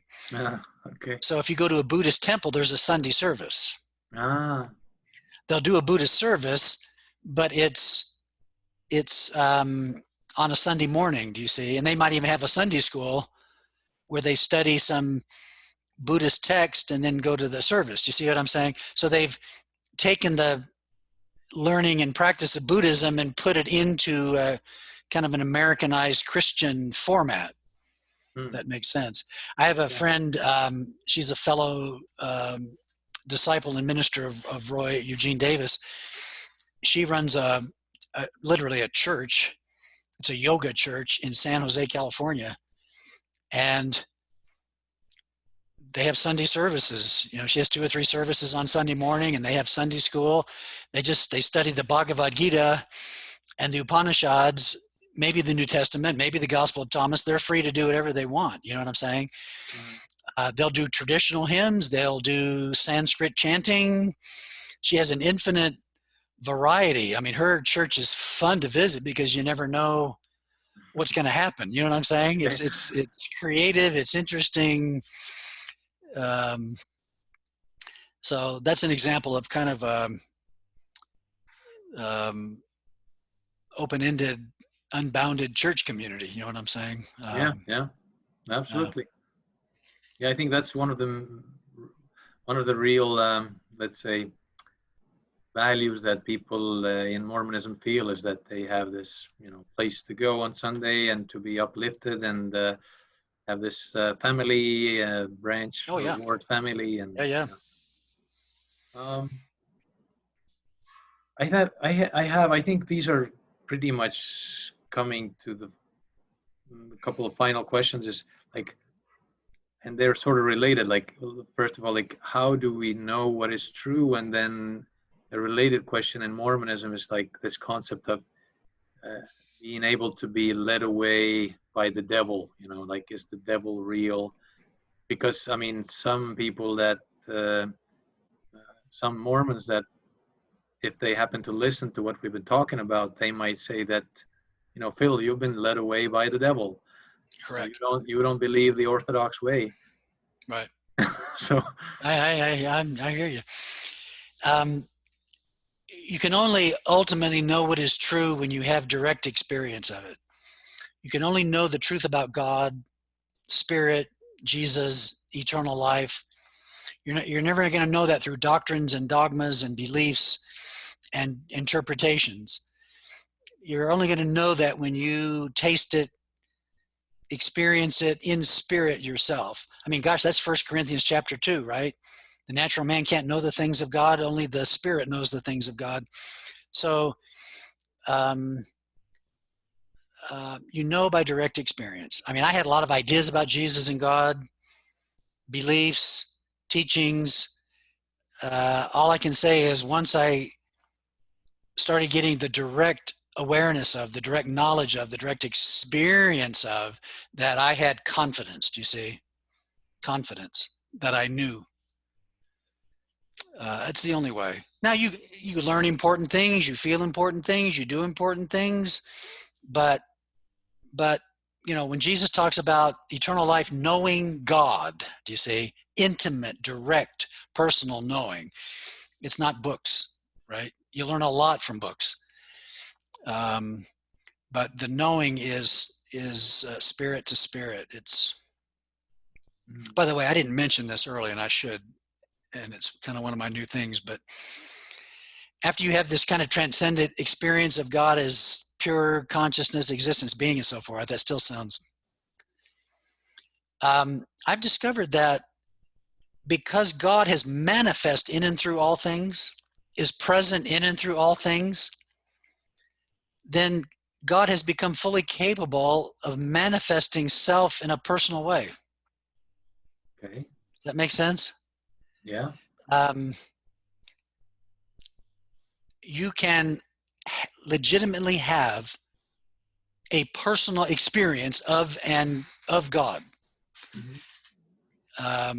So that at one point that seemed to go away for me, and then it miraculously came back. I realized, whoa, he gets the personal, he can express through the personal. Do you see? So that doesn't go away. All right, back to the devil. Hey, listen, this devil business. People really get mad at me when I say this. There's no personal devil Satan person, okay? Let's just get over that. It makes no sense. It's historically clear that there is a natural opposition in all things. Anytime you have a manifest world, anytime you have duality, up and down, in and out, pleasure and pain, good and bad, there's going to be a dark side. It's just an inherent natural opposition in all things, okay? That was personalized into a being, that devil, Satan, whatever you want to call him. Do you see what I'm saying? There is no person out there trying to destroy us and deceive us and to lead us to hell. To imagine that a pure, holy being, God, would allow a purely evil, destructive being to roam the earth with the full intent and purpose and activity of destroying the life and the souls of other things, creatures, beings, human beings, is outrageous. This is one of the things. When I had my first direct experience of the nature and presence of God, I immediately knew the devil stuff and the Satan stuff was nonsense. It's completely contrary to his nature and character to not only create such a being, but to allow such a being to run around destructively. Do we need him so we can have experience with evil and sin? I'm telling you, you don't. My children have had their own, they've had plenty to take on just with normal life development and normal life experience. If some creature was running around trying to make it more difficult for them and injecting more evil into their lives, I'd be hanging them. You know what I'm saying? It's absurd. you can study the history of the development of the teaching of Satan as a personal being. In early Judaism, it was considered to be a reference to this natural opposition in all things. It was probably through the influence of Zoroastrianism that the idea of a personal evil person going around doing this stuff was brought into Judaism, and then it shifted from Judaism into Christianity. Yeah, there's you just can't worry that there is some evil being actively after you. You got enough to worry about with your own inclinations and tendencies, you know, your own temptations. That's just natural stuff that comes with living. And the function of God is to redeem you from that, not to torment you in that, and particularly through some other being. So yeah, so rather than there being some sinister person, it's just your natural man tendencies. Yeah, it's just the natural. It's the opposition in nature. You see what I'm saying? It's just the dark side. In a material creation, you've got duality. It's up and down. It's in and out. It's light and dark. It's life and death. It's just there's just an inherent opposition, and there's a natural tendency for a dark side to emerge. And so it's not personal. It's not intended to be personal. You know, I mean, people worry about, they get in a car accident, oh, God is punishing me, or the devil's after me, or, I mean, no. Yeah, it's another thing that kind of has always given me pause about it is that it seems like one of the ways that, you know, the devil is employed is to deceive other people that don't belong to your church, right? Right. I mean, every church says that, you know, those who believe what those others believe, they follow the devil, or they let the devil mislead them. And yeah, I mean, it's a good way to manipulate, right? I mean, this is superstitious medieval nonsense. And the fact that we've kept it alive is a little scary. Your expressions are more colorful than mine. Well, sometimes, and it comes with age, I'm finding myself less and less patient. I call it holy impatience. Yeah. I'm finding myself less and less patient with things, ideas that hurt people, that hinder people, Sure. that hold people back. And so I tend to sometimes be a little vocal. And I mean, to start concluding the conversation, I have to say that I guess one of the catalysts for my opening up to the wider world of spirituality and religion has been the realization that you know, at the end of the day, temporal life is short, and you have to take ownership of your own spirituality and religiosity, and, you know, things that you believe in.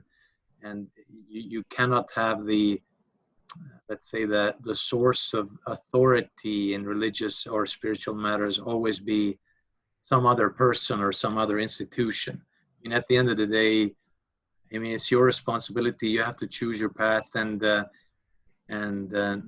mean, when you're younger, you sort of respect what the older people say, and, you know, when they tell you scary things about how the devil can mislead you, and how you have to keep, you know, these commandments and believe those things, then I mean, it has an influence on the on the younger person, because you trust the older people, that they know, you know, they've seen it, they have experience. You trust the authority, but there comes a time, I think, in every person's life when you have to sort of realize that, hey, I mean, I have to be authentic. It has to be my way. I have to be comfortable with it. Especially when you have, you know, your children are starting to grow up, and you understand that I'm also responsible for what I teach them to be right. And, you know, that's, Sure. So Sure. just saying. When I finally came to the conclusion that the church wasn't what I believed it was, one of the thoughts that came right after that was, well, then you then have to be personally, fully responsible for your own spiritual life. And when I said that to myself, I felt wonderful. I felt liberated. I felt happy. I want to be fully and completely responsible for my spiritual life. And I don't want to be bounded, restricted, oppressed, coerced. I want to be free to roam and range and search and discover and learn and receive. And it's been a fabulous, fabulous journey knowing I can do that. Now, I say without restrictions. I mean, without the restrictions of seeking God in a caring, loving way. You know what I'm saying? Yeah. I'm not trying to break free of right behavior. Right behavior is part of the path. But in essence, having only God as the authority under which I operate. So, yeah. Yeah. All right. Well, thank you very much, Phil. It's been so broad and so wonderful and so enlightening. I really can't thank you enough. It's been a pleasure talking to you. Oh, I'm glad we did it. Thank you. Thank you very much.